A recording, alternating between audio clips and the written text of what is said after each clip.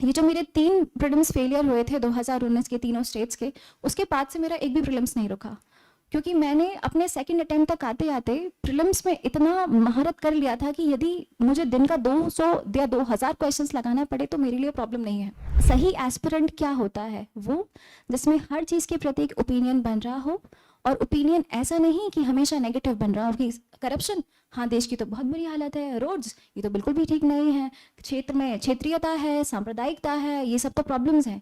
नहीं, ट्रेनिंग आपको प्रोसीजर बताता है, टाइमलाइंस बताता है, लॉज और उसके अंतर्गत आपकी शक्तियाँ बताता है, लेकिन उसको इम्प्लीमेंट कैसे करना है वो आप पे खुद निर्भर करेगा, उस पर्सनालिटी को जो आप बनाओगे।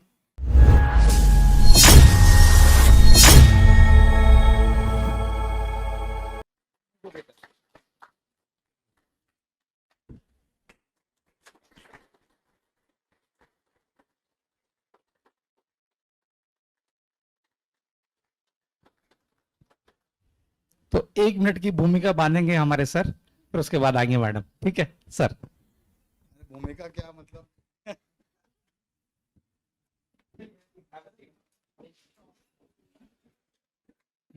देखिए, निधि मैडम ने बहुत मेहनत की है और शुरुआती कुछ असफलताएं भी हाथ लगी, लेकिन उसके बाद खुद पे भरोसा और ईमानदारी से अगर मेहनत करेंगे तो आप भी मुकाम छू सकते हैं। और ज़्यादा तो थोड़ा सा समय हो गया, वैसे शुरुआत से वो अपनी जर्नी भी बताएंगे आपको कि क्या क्या स्ट्रगल होते हैं एक सिविल सर्विसेज की तैयारी करने के दौरान, एक एस्पिरेंट को क्या क्या झेलना पड़ता है और किसका किसका सपोर्ट जरूरी होता है, कैसे अपने नेगेटिविटी अगर आती है तो उसको कैसे डील करना है। और आज यहाँ पर आप बहुत सारी चीज़ें सीख के जाएंगे जो आगे आपको एक बेहतर इंसान बनने में, एक अच्छा सिविल सेवक बनने में आपकी मदद करेंगे। और साथ ही आपको और अगर कोई चीज़ पूछना हो तो एक क्वेश्चन आंसर का सेशन रहेगा, तो उसमें आप बाकी चीज़ें पूछ सकते हैं। और वैसे टाइम थोड़ा ज़्यादा हो गया है तो मैडम बताएंगे एक बार, फिर लास्ट मोमेंट पे हम एक बार आपसे वापस से एक बार मिलेंगे। तो आपको जिसका इंतजार है, पहले तो मैं उनको माइक दे देता हूँ कि मैडम ही आपसे बात करें तो ज़्यादा बेटर है अभी तो।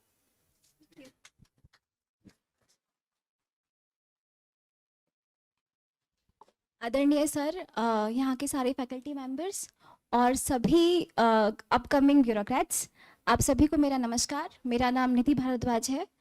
MPPSC 2020 से मैं डिप्टी कलेक्टर के पद पर चयनित हुई हूँ, और इसके पहले की जर्नी में मुझे जितनी असफलताएं मिली वो सब मैं आपको बताऊंगी, और किस तरीके से मैंने तैयारी करी। तैयारी करके एग्ज़ाम का रिजल्ट तक आना is one phase of your life. वो होने के बाद जब आप पहुँचते हैं एक्चुअल में उस पद का निर्वहन करने के लिए और वो सेवा में अपना समर्पण करने के लिए, कर्तव्य का निर्वहन करने के लिए, तो क्या डिफ़िकल्टीज आती हैं और कैसे आपको उसमें आगे बढ़ना है, ये अभी मैं सीख रही हूँ। लेकिन मैं आपको जो दोनों पार्ट ऑफ लाइफ है, before selection and after selection, उसके एक्सपीरियंसेस को आपको बताऊंगी, एंड आई एम श्योर कि आपको उससे जो भी टेक अवेज होंगे वो आपकी जर्नी में, प्रेपरेशन में और आने वाले समय में आपकी हेल्प कर सके। So I will start with my graduation. मैंने 2016 batch electrical engineering from SGSITS Indore. इसके बाद मैंने 2-2.5 साल तक काम किया पुणे में as a quality engineer in a multinational firm. और उसके बाद फिर मुझे लगा कि अब जो मेरा स्किल सेट है, जो मेरा टेम्परामेंट है, उसके अनुसार मुझे सिविल सर्विसेज की तैयारी करनी चाहिए। सो फिर मैं UPSC की प्रिपरेशन करने आई थी इनिशियली, और उस प्रिपरेशन के दौरान फिर जब आपको असफलता मिलती है तो आप स्टेट सर्विसेज में आते हैं। और ये जो स्टेट सर्विसेज है, ये मैं आपको आज दावे के साथ कह सकती हूँ, one of the best jobs to be done. And मैं जब काम कर रही हूँ तो मेरे जो सीनियर्स हैं, IAS है, वो भी ये बात समझा रहे हैं कि हाँ ठीक है, UPSC करके आपको एक क्लास 1 पोस्ट मिलती है, शायद इनिशियली आपको ज़्यादा पावर मिल जाता है, बट फील्ड पे एक स्टेट सर्विस का आदमी मोर देन 30 ईयर्स रहता है, तो उसका जो डायरेक्ट पीपल कॉन्टैक्ट है वो स्टेट सर्विस में ज़्यादा है as compare to as an IAS। और क्योंकि आपको ये भी बात क्लियर है कि अगर आप स्टेट सर्विसेज करते हैं तो आपके पास कैडर का कोई ऐसा प्रॉब्लम नहीं है, आप हमेशा अपने स्टेट में रहेंगे। तो जिन लोगों के बीच में आप पले बढ़े हैं, उनके लिए सेवा देने का जो सबसे अनमोल अवसर है वो स्टेट सर्विसेज आपको प्रोवाइड करता है। तो उसके बाद मैंने 2020 तक किया। इनिशियली MPPSC 2019 मेरा प्रीलिम्स ही नहीं निकला था। हमें पता है कि जो हमारा प्रीलिम्स का एक पैटर्न होता है वो कहने को तो बहुत प्रिडिक्टेबल है, आपको पता है कि ऑन विच लाइंस वो आपसे क्वेश्चन पूछने वाले हैं, लेकिन इंग्लिश मीडियम स्टूडेंट होने के नाते और यहाँ पर जो मटेरियल उपलब्ध नहीं है उसके बीच में आप बहुत कंफ्यूज होते हो कि आपको कौन सी वाली बुक पढ़नी है। अगर आपने किसी एक्स संस्थान की बुक उठाई तो उसमें आपको बहुत सारी गलतियाँ मिल गई। अगर आपने उसी चीज़ को दूसरे लैंग्वेज में करने की प्रयास किया तो क्योंकि आपकी जो ग्रूमिंग हुई है, अभी यहाँ पे सारे बच्चे इंग्लिश मीडियम है या Hindi medium, both medium right. तो हिंदी मीडियम के लिए वो जो थोड़ा पहले से तैयारी कर रहे हैं उनको पता होगा कि आपको मटेरियल की इतनी कमी नहीं है, आपके पास हर संस्थान के कुछ ना कुछ बेहतर रहता है। बट फॉर इंग्लिश मीडियम उनके साथ ऐसा रहता है कि वो किसको ट्रांसलेट करें, और अगर कुछ मटेरियल इंग्लिश में मिल भी जाता है तो वो सीधा ट्रांसलेशन होता है, जिसमें जो एक भूमिका बननी चाहिए एक अंडरस्टैंडिंग के लिए वो आपको नहीं मिल पाती। तो सबसे पहले मुझे एमपीपीएससी में मटेरियल की और लैंग्वेज की बहुत प्रॉब्लम आई। इस वजह से प्रीलिम्स ही नहीं हो पाया, क्योंकि वो जो फैक्चुअल टर्म्स में आपसे सवाल पूछ रहा है उतना मेमोरी स्किल भी नहीं होता है। जब आप अब इसीलिए तो कई बार ऐसा होता है ना कि जो बच्चे 11th-12th के बाद सीधे तैयारी करना स्टार्ट कर देते हैं विद ग्रेजुएशन और फिर एग्जाम निकल भी जाता है, क्योंकि ड्यूरिंग द स्कूल टाइम आपका जो रिटेनिंग कैपेसिटी है वो ज़्यादा रहती है, क्योंकि आप कंटिन्यूसली पढ़ रहे हो, हर 3 महीने में एग्जाम दे रहे हो, यूनिट टेस्ट आ गए, तो उस पैटर्न में लगे लगे आपने कंटिन्यूशन में एग्जाम कर लिया। बट वंस आपका एक ब्रेकेज आ जाता है कि आपने इंजीनियरिंग कर लिया, उसके बाद में जॉब कर लिया, उसके बाद में जाके आप बुक करने की कोशिश कर रहे हो, तो आई एम श्योर आप सभी के साथ ये प्रॉब्लम आती होगी कि जो हमने याद रखा है उसको प्रेजेंट, एक तो फर्स्ट ऑफ ऑल आपको याद नहीं आता, कंफ्यूजन है, ए है सी है, दोनों क्वेश्चन में आप 50% पे आ गए, 50% में फिर वो एक नंबर से आपने गलत मार्क कर दिया, उसके बाद में कट ऑफ से एक नंबर नीचे रह गया और वो साइकिल कंटिन्यू होती चली जाती है। और जो एक बार का आपका फेलियर होता है ना, वो आपको नेक्स्ट टाइम एग्जाम लिखने से पहले और डरा देता है, और फिर उस बैगेज के साथ आप अटेम्प्ट लिखते हो, और यही जब 2-3 अटेम्प्ट्स हो जाते हैं उसके बाद आप उस पोजीशन पे होते हो कि अब तो एग्जाम निकलेगा ही नहीं, हमारा शायद कुछ फंडामेंटल प्रॉब्लम है हमारे साथ। ये ख्याल मन में नहीं लाना है। 2019 का मेरा एमपीपीएससी प्रीलिम्स नहीं निकला, एट द सेम टाइम मैं यूपीएससी प्रीलिम्स लिख रही थी, वो भी मेरा नहीं निकला, उत्तर प्रदेश पीएससी लिखने लगी, वो भी मेरा नहीं निकला। लेकिन आफ्टर 3 प्रीलिम्स फेलियर मैंने खुद को इतना एवेल्युएट कर दिया था कि मेरे से प्रॉब्लम कहाँ हो रही है। कुछ सर्टेन पॉइंट्स हैं सिलेबस में जो मेरे कैटेगोरिकली वीक हैं, कि यदि मुझे हिस्ट्री में एंशिएंट इंडिया नहीं बन रही है, दैट मीन्स नहीं याद रहता है मुझे इसको फोकस एरिया मेरा बनाना है। यदि मैं जब कंफ्यूजन होता है और उस कंफ्यूजन में मैं जो फर्स्ट में सोचती हूँ वो 90% टाइम्स करेक्ट होता है, ज़्यादा दिमाग लगा के मैं जो सी पर आती हूँ वो गलत होता है। ये अपना एनालिसिस करने की बहुत ज़रूरत है। सो आफ्टर ये जो मेरे 3 प्रीलिम्स फेलियर हुए थे 2019 के तीनों स्टेट्स के, उसके बाद से मेरा एक भी प्रीलिम्स नहीं रुका, क्योंकि मैंने अपने सेकंड अटेम्प्ट तक आते आते प्रीलिम्स में इतना महारत कर लिया था कि यदि मुझे दिन का 200 या 2000 क्वेश्चंस लगाना पड़े तो मेरे लिए प्रॉब्लम नहीं है, क्योंकि आपको हर एक एग्जाम का एक तरीका पकड़ना है कि वो आपसे जो फैक्चुअल क्वेश्चन पूछ रहा है वो किस तरीके से रेलेवेंट है। अगर इस साल उसने किसी विजिटर की विजिट हुई है तो वो कहाँ गए हैं, उसमें क्या पूछ सकता है। सो एग्जाम की तैयारी करते समय आपको सब first of all self evaluation रोज करना है। सेल्फ इवैल्यूएट करो और खुद को डेली इम्प्रूव करो हर एग्जाम की स्टेज के लिए। और एक और चीज़ जो हम लोग मोस्टली क्या करते हैं कि जब हम सिविल सर्विस की तैयारी कर रहे हैं तो जो हमारा इमीडिएट एग्जाम है, इमीडिएट स्टेज ऑफ एग्जाम है, हम पीएससी तैयारी कर रहे हैं 3 स्टेज में होता है, तो हम उस इमीडिएट स्टेज की तैयारी करते हैं बस, और उसके बाद में जब वो स्टेज दे आए उसके बाद हम नेक्स्ट स्टेज में लगते हैं, जबकि ये सबसे बड़ी गलती है। सिविल सर्विसेज कभी भी एक इंडिविजुअली या एक साइलोज में प्रिपेयर नहीं होता है। आपको तीनों लेवल्स को एक साथ लेके चलना है कि यदि आप प्रीलिम्स कर रहे हो, उसमें कोई फैक्ट समझ में आया है और आपको लग रहा है कि ग्लोबल वार्मिंग या पेरिस एग्रीमेंट से रिलेटेड कुछ है, तो at the same time you should be very careful कि यदि मुझे इस क्वेश्चन पे 5 मार्कर लिखने आएगा तो मैं कितनी चीज़ें लिख सकती हूँ। वो इवैल्यूएशन वहीं के वहीं होना चाहिए। मेरे जो प्रीलिम्स के क्वेश्चन पेपर्स होते थे ना, मैं उसी में, उसने मुझसे एक क्वेश्चन पूछा, उसमें 4 ऑप्शंस दिए, मैं उन 4 ऑप्शंस में क्या इन चारों को मिला के मैं कुछ बना सकती हूँ कि पेरिस एग्रीमेंट है, उसमें हमने COP 15 लिया था, तो उसमें ये पार्टीज़ हैं, आज के समय में USA बोल रहा है कि मैं COP 15 से निकलना चाहता हूँ, पेरिस एग्रीमेंट से बाहर जा रहा हूँ, फिर वो रिटर्न होकर आए, उससे क्या रैमिफिकेशंस होंगे। तो ये जो आपका इवैल्यूएशन है ना फॉर एवरी टॉपिक, ये आपको मेंस में काम आएगा।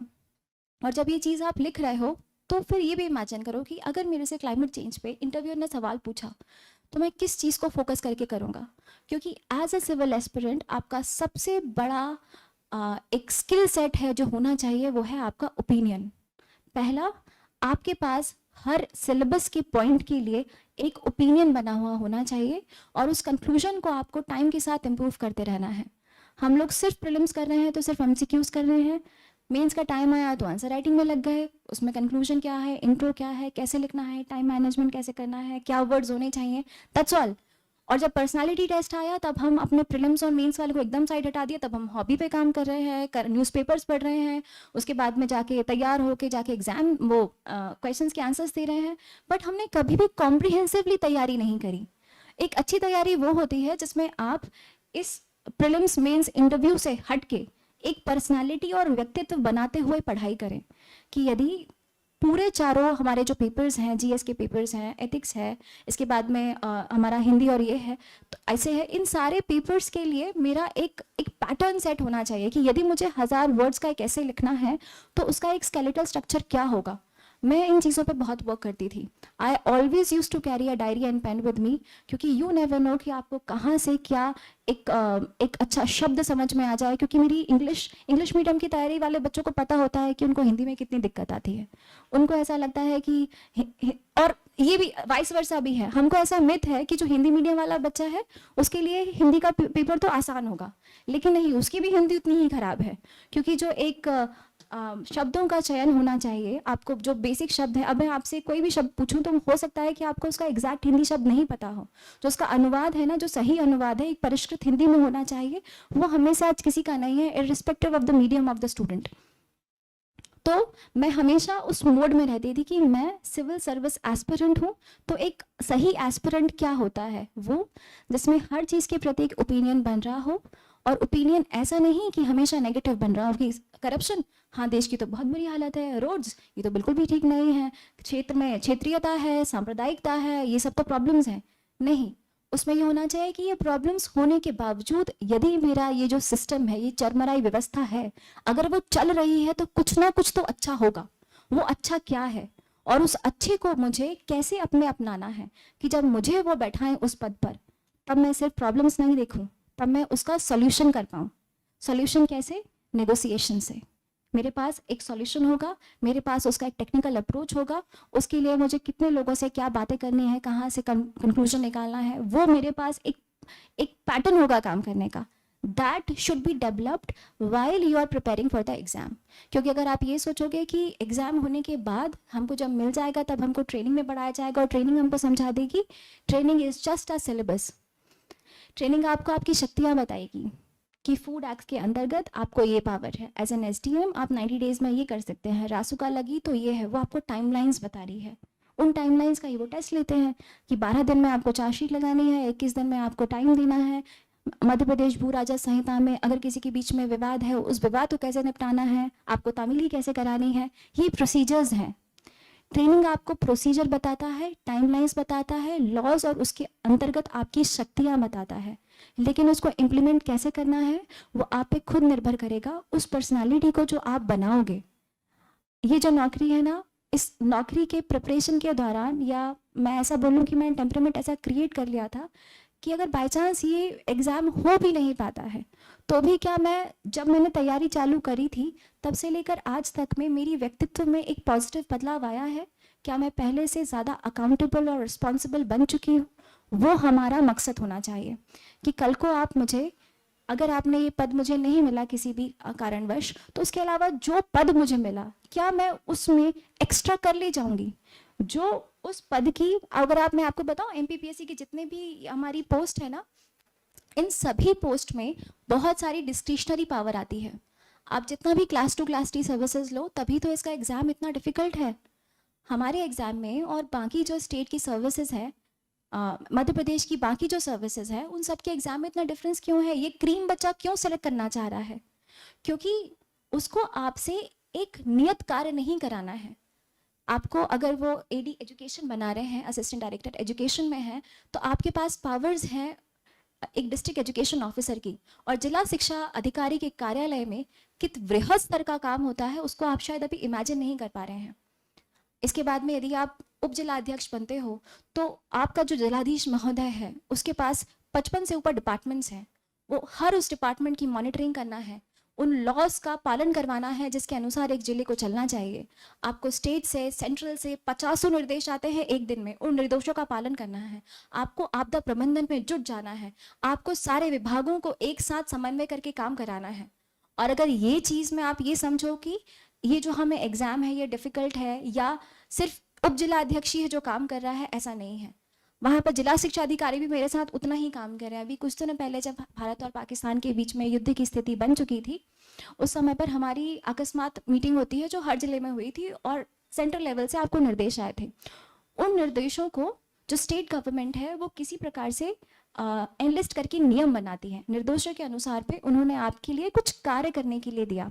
अब वो जो उसने कार्य विभाजन करके आपको दिया जिलाधीश को, जिलाधीश उसको अपने जो जिलाधिकारी हैं और उसके जो डिप्टी कलेक्टर और जॉइंट कलेक्टर है उसके बीच में डिवाइड करता है कि अब हमें ये काम करना है हमारी सुरक्षा करने के लिए।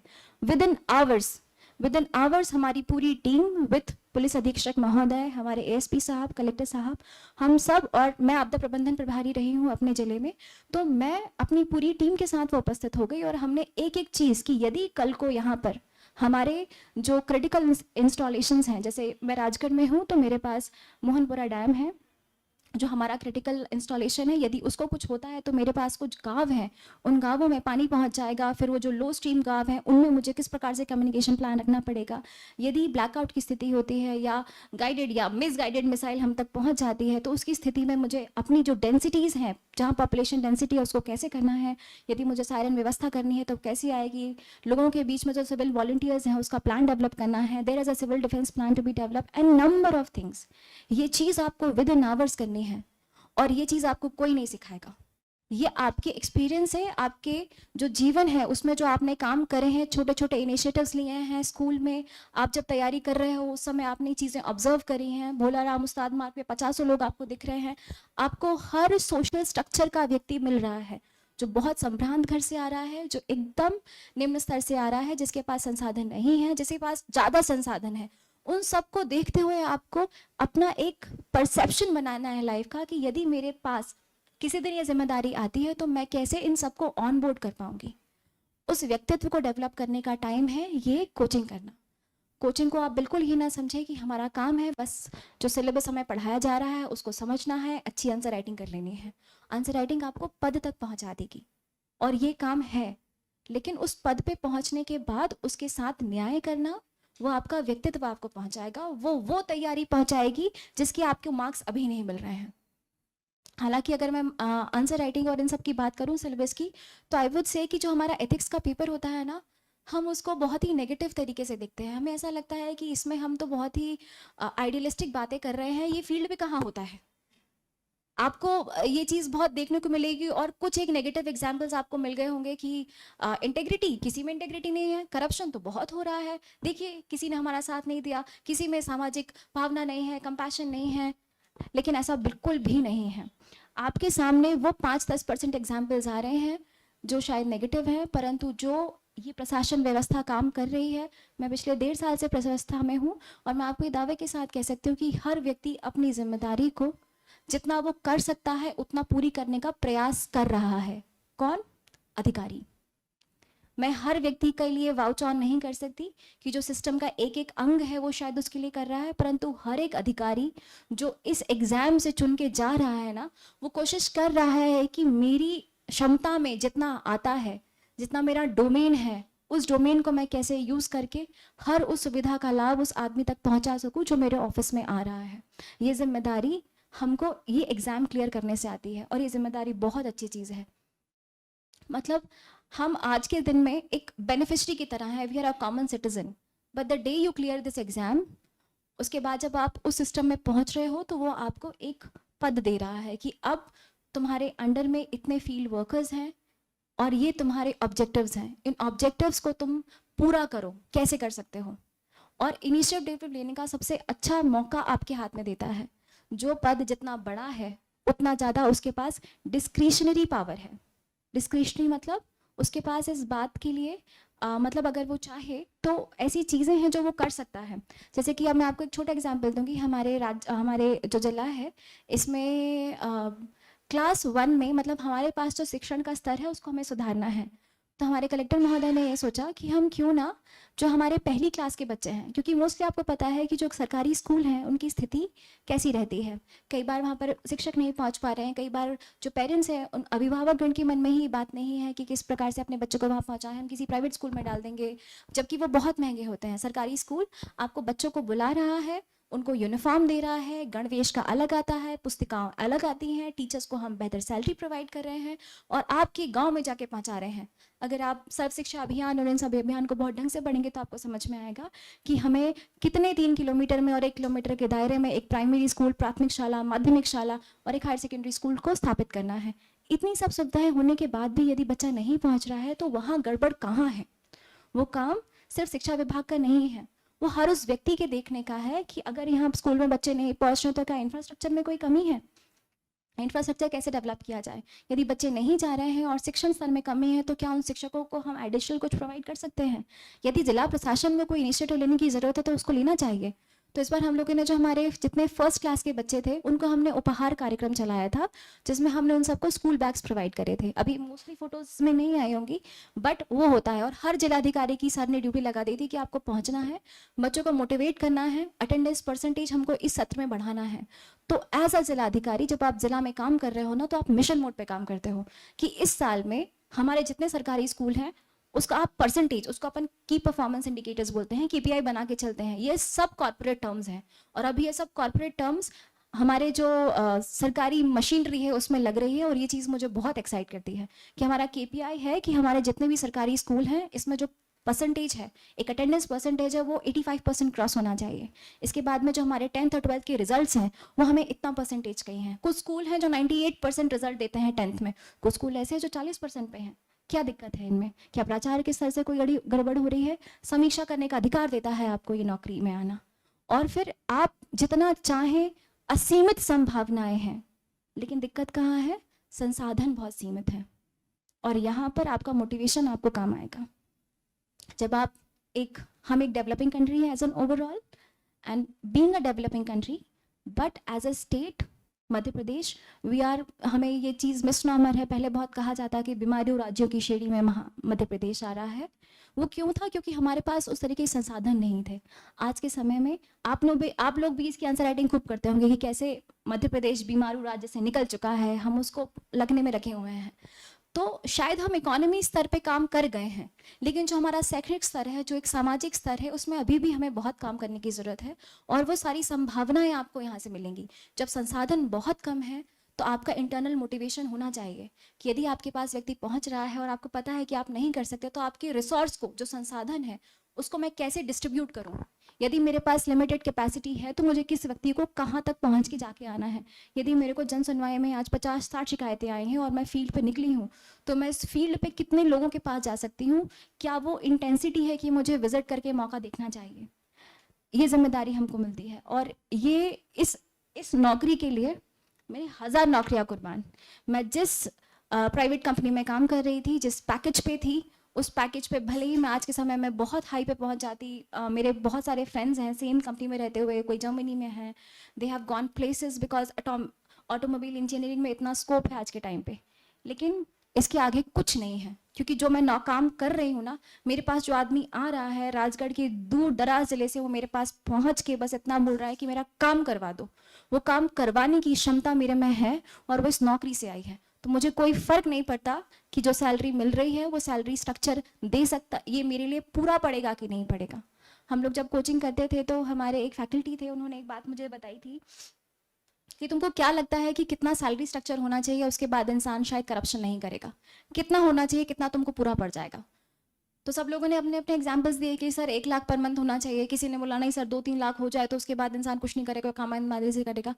तो सर ने ये बताया था कि तुमको जो सैलरी मिल रही है ना, वो सैलरी वो नहीं है जो तुम डिजर्व करते हो, वो सैलरी है जो ये स्टेट अफोर्ड कर सकता है। जितना वो अफोर्ड कर सकता है ना, उतना वो तुमको दे रहा है। उसके बाद ये तुम्हारी खुद की इच्छा है कि तुम वहां पर आके काम करना चाहते हो, नहीं करना चाहते हो। और ये चीज़ मेरे साथ हमेशा तक है कि यदि मुझे जो सैलरी मिल रही है और मुझे लग रहा है कि यार इतना कम तो मिल रहा है, इसमें मैं क्यों 24 घंटे काम करूं? क्योंकि ये जो नौकरी में आने के बाद ना, आप भूल जाइए कि आपको छुट्टियां मिलने वाली हैं। आपको ऐसा लगेगा ना कि वर्क लाइफ बैलेंस हमको चाहिए है, वो पहले शायद होता होगा और शायद कुछ लोग कर भी लेते होंगे, क्योंकि सिस्टम में हर एक इंसान को मोटिवेट करने की क्षमता नहीं है। आप देखेंगे कि जो लोग शायद इंटरनली मोटिवेटेड नहीं है वो समय निकाल भी रहे हैं, ऐसा नहीं है। लेकिन जो आदमी मोटिवेटेड है ना, उसको 24 घंटा भी कम पड़ता है काम करने के लिए, क्योंकि उसको पता है कि इतनी 50 चीज़ें उसकी डोमेन में आ रही हैं, और जो ज़्यादा एक्टिव होता है उसके ऊपर ज़्यादा काम आ भी जाता है। लेकिन वो काम करते रहने के लिए अगर वो ये तोलने लगे कि नहीं यार, सैलरी स्ट्रक्चर तो इतना ही है, इतने में तो इतना ही हो पाएगा, दिस इज नॉट डन। क्योंकि आप खुद आए थे, आपने पता नहीं कितने बच्चों के साथ इस कंपटीशन में बैठे हो, उसके बाद उसमें आपने रिजल्ट्स निकाला है, आप मेरिट लेके वो नौकरी लेकर आए हो, उसके बाद अगर आप ये बोलो कि इतने में इतना हो पाएगा, तो शायद कोई और था जो बहुत 24 घंटे काम कर सकता था, उसकी जगह पे हम आ गए और हम उतनी सेवाएं नहीं दे रहे हैं, क्योंकि ये सेवा है। इसको आप सिर्फ एक नौकरी नहीं समझें। अभी कुछ दिनों पहले जैसे हर मंथ होता है, तो उस मंथ में जितने भी हमारे लोग रिटायर होते हैं शासकीय सेवक, उनके लिए हम एक दिन सबको एक साथ, जो हमारा कॉन्फ्रेंस हॉल है कलेक्ट्रेट का, उसमें हम बुलाते हैं और उनके एक्सपीरियंसेस लेते हैं। किसी ने 42 साल काम किया, किसी ने 33 साल काम किया, किसी ने पूरी नौकरी एक ही जगह निकाल दी, कोई शायद बहुत ट्रांसफर्स हुए। और फिर जब अपनी एक्सपीरियंस बता रहे होते हैं ना, मैं 1.5 साल की नौकरी वाली हूँ, कि इस 42 साल की नौकरी वाले से मैं उसके पूछ रही हूँ कि आपने क्या क्या सीखा है, तो उनके एक्सपीरियंस उनके समझ में आता है कि हम कितना कम सोचते हैं।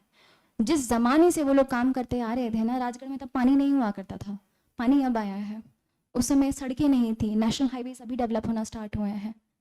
उस समय हाट बाज़ार तो बहुत दूर की बात है, जो बेसिक सुविधाएं हैं वो नहीं मिलती थी, इंटरनेट कनेक्शन नहीं था, पहाड़ों पे किसी के मकान हैं। आज भी जब हम पिछले साल हमने इलेक्शंस ड्यूटीज़ करी थी, तो उसमें जब हम पहुंचे थे तो 2-3 प्रेमपुरा है, कुछ एक ऐसे गांव थे, उनमें मेरी गाड़ी ही नहीं चढ़ पाई क्योंकि वो इतनी स्लोप पे थे।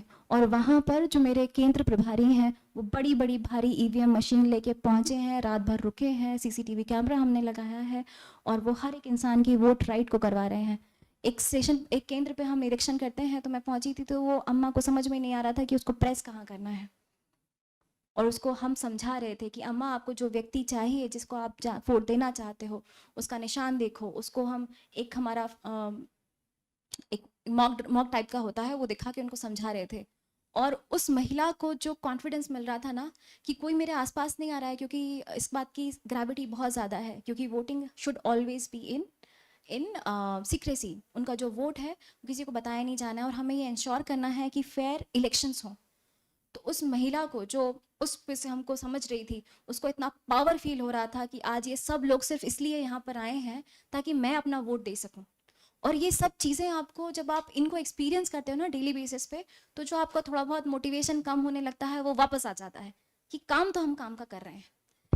इसमें क्या है, आपका पर्सपेक्टिव है। नेगेटिव देखने जाओगे तो बहुत नेगेटिव लगेगा, पॉजिटिव में तो आपको फिर इतना मज़ा आएगा ये काम करते हुए। इसकी तैयारी में अपने आप को वैसा बना लो कि आप काम करने के समय फिर ना सोचो कि कितना समय हो चुका है। हाँ, ये ज़रूर है कि कई कई लोग ऐसा बोलते हैं कि शायद फिर फैमिली लाइफ डिस्टर्ब होती है, तो अपनी फैमिली के साथ, अपने दोस्तों के साथ, अपने मेंटर्स के साथ हमको ये बना के रखना है कि कहीं ये नौकरी करते करते हम अंदर से खर्च इतने ना हो जाए कि हम अपना काम ही नहीं कर पाएँ। अपनी हॉबीज़ पे ध्यान देना है, आप हमेशा खुद को अपडेट करते हुए चलना है। क्योंकि अगर आपको लगे कि नौकरी मिलने के बाद आपका चैलेंज ख़त्म हो गया, अब तो बस काम करना है, तो it is not going to happen. आज के समय में हम कोई भी काम कर रहे हैं ना, वो टेक्निकली इतना फास्ट है, टेक्नोलॉजी इतना चेंज हो रही है, गवर्नेंस में इतना ज़्यादा उसका इंटरवेंशन है कि उसके बिना काम नहीं हो सकता है। अभी आप लोगों को शायद ऐसा लगेगा कि साइंस का पेपर क्यों पूछते हैं, केमिस्ट्री फिजिक्स पढ़ने से क्या मतलब है, लेकिन जब आप धीरे धीरे ये समझोगे ना कि जब हम आ जाते हैं सिस्टम में, तब हर काम ई गवर्नेंस के माध्यम से हो रहा है। और यदि आपको बेसिक प्रिंसिपल्स ही नहीं पता होंगे, तो आपके लिए जो आगे एप्लीकेशन है वो एलियन हो जाएगी और आप उसको ढंग से कर नहीं पाएंगे। आज के समय में यदि हमें मनरेगा में कहीं गड्ढा भी खोदना है, तो वो भी हम पहले चेक करेंगे कि क्या हम गड्ढा खोदने के बाद एक्चुअल में पानी मिलेगा कि नहीं मिलेगा। नहीं तो हम हमारे जो अनस्किल्ड लेबर है उसको लगा रहे हैं, उसकी मेहनत वेस्ट हो जाए। इतना मॉनिटरिंग होता है आज के समय में। आप लोग इतना गवर्नेंस पढ़ते होंगे, तो पीएम गति शक्ति चल रहा है, प्रगति चल रहा है, ये सब अभी आपके लिए क्या है, as a part of answer writing है। ये बाद में आपका जीवन बन जाएंगे।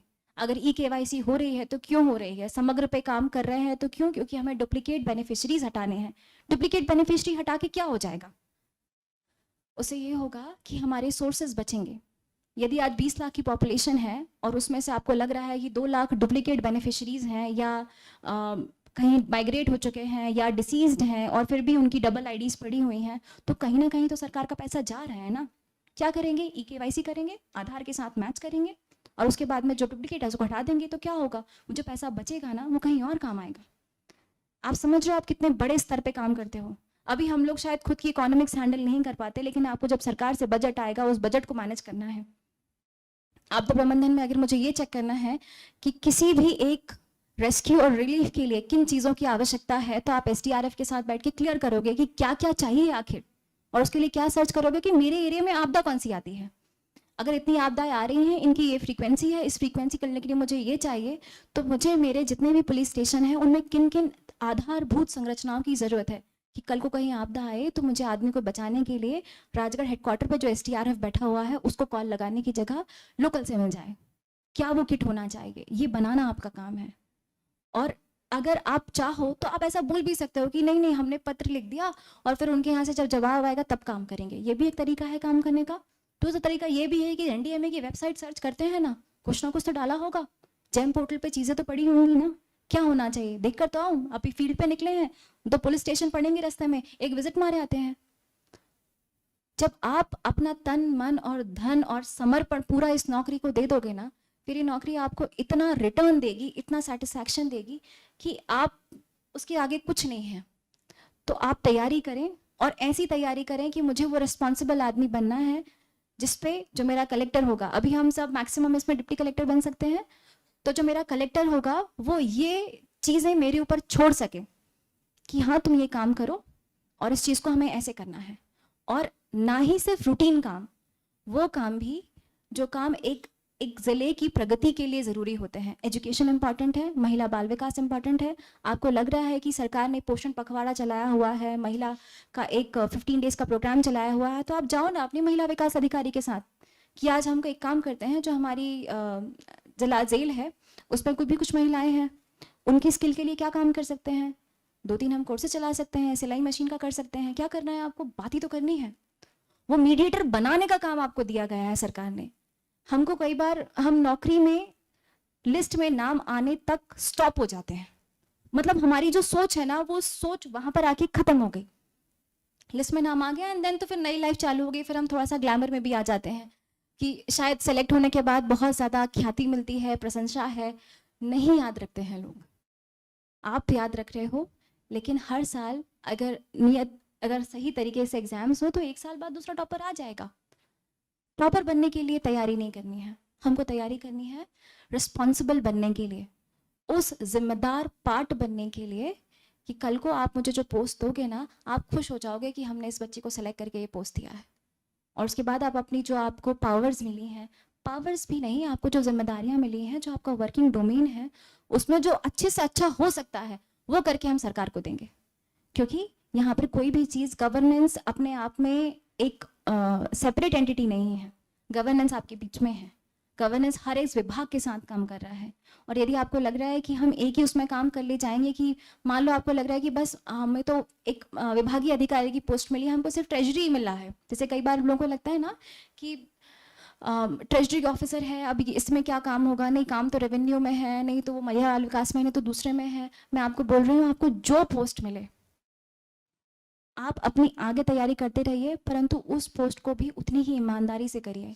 अभी एक ट्रेंड और देखने में आया है, क्योंकि लास्ट ईयर से क्या हो रहा था कि एग्जाम्स बहुत नियत एक समय से नहीं हुए, तो एक बार में एक पोस्ट मिली, फिर दूसरी पोस्ट मिली, तो हम लोग फिर बच्चे सारे एग्जाम्स देते चले जा रहे हैं। अब किसी भी पोस्ट को ना प्लीज़ कम ज़्यादा नहीं आके, सैलरी स्ट्रक्चर में डिफरेंसेस हो सकते हैं, उसके लिए आपको बढ़ाना है तो that is on your hold, but जब जिस पोस्ट पे पहुंच गए, जिस कुर्सी पे बैठ गए, उस कुर्सी पे बैठने के बाद आपको पता लगेगा कि हर विभाग में 50 फाइलें पेंडिंग चल रही हैं बहुत समय से।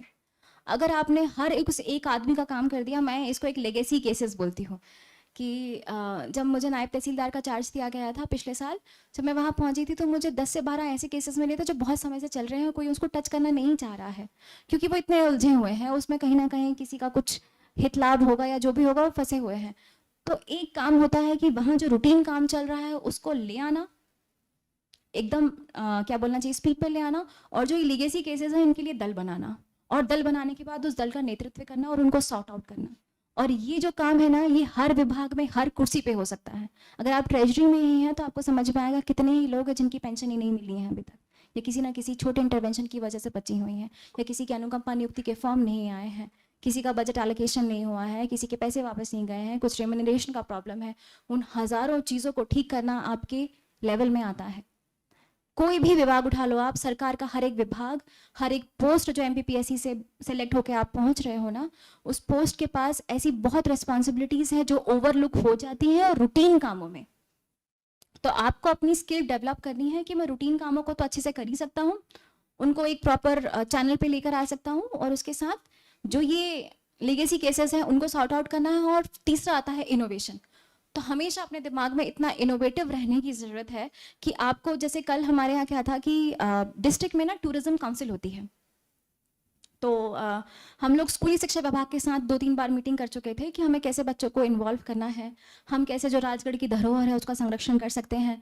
वो संरक्षण करते करते फिर समझ में आया कि सर अपना म्यूजियम भी है, संग्रहालय है, संग्रहालय की स्थिति भी अपने को सुधारनी है।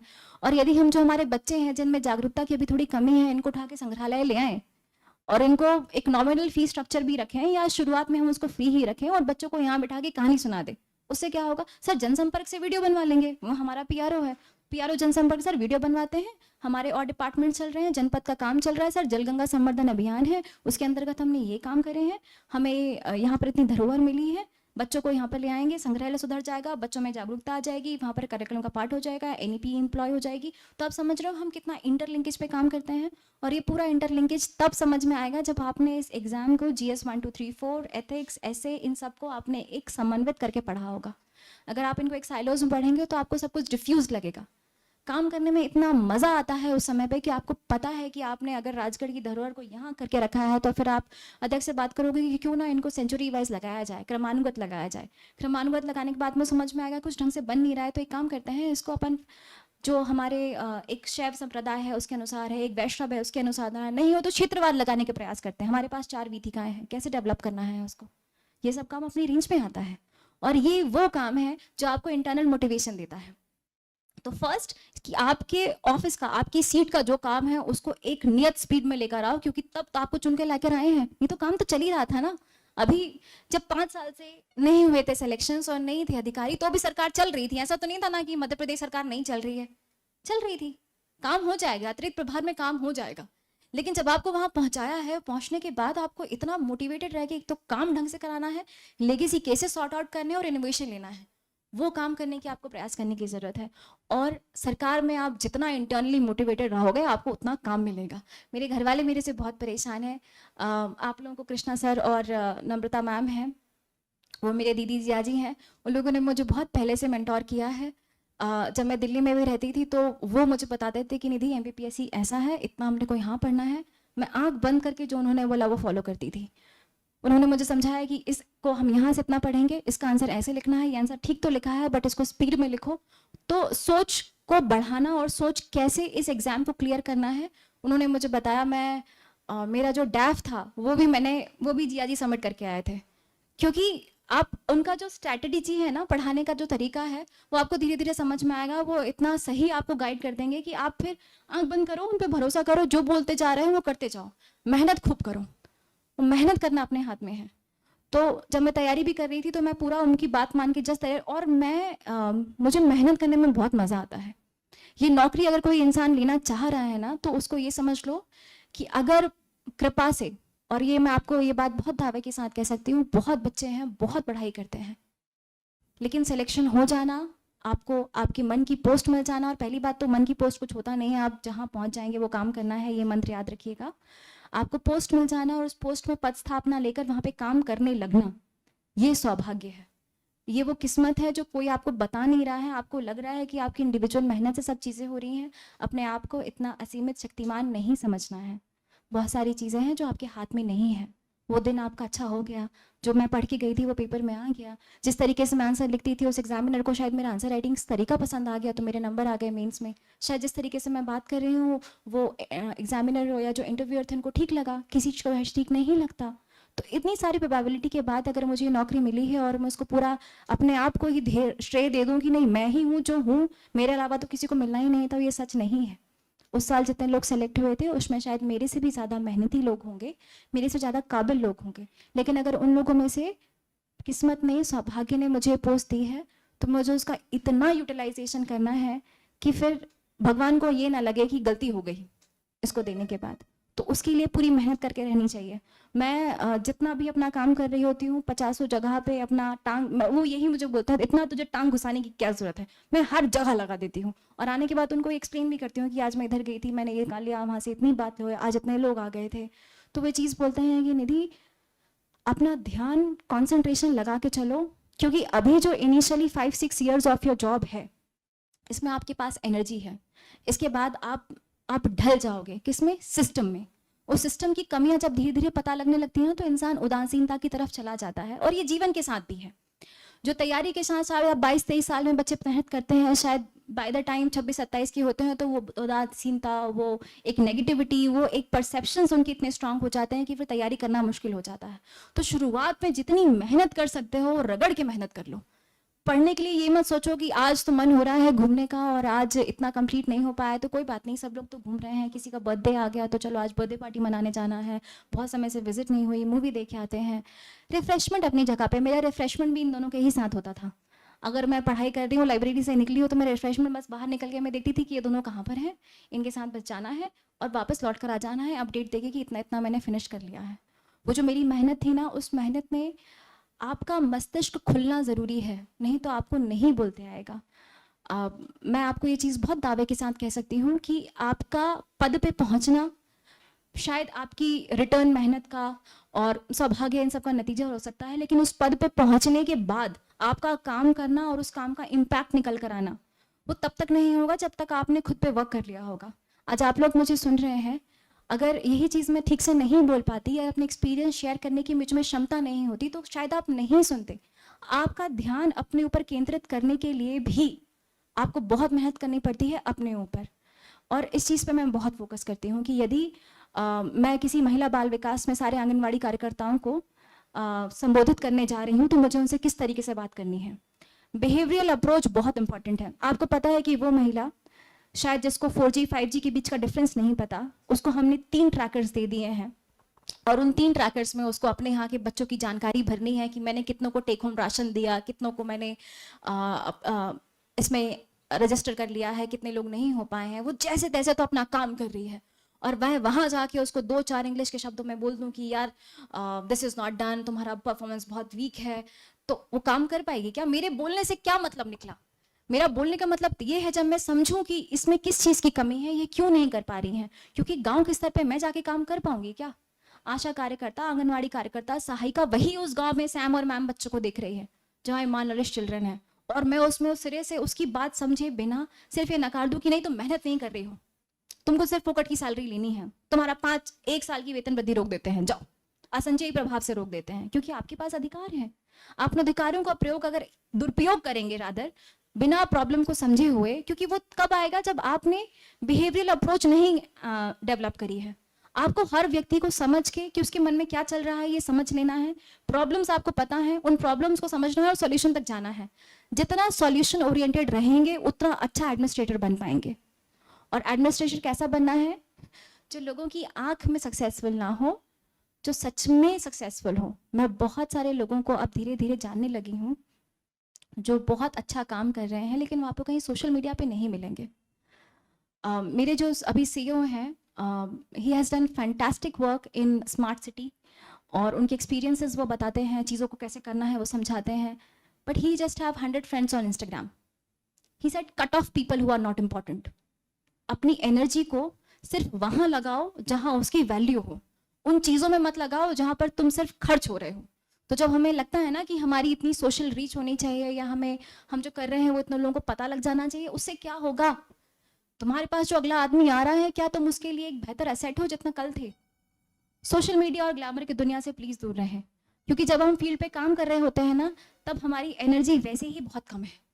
भारत जैसे देश में, मध्य प्रदेश जैसे जिले में, और मेरे जैसे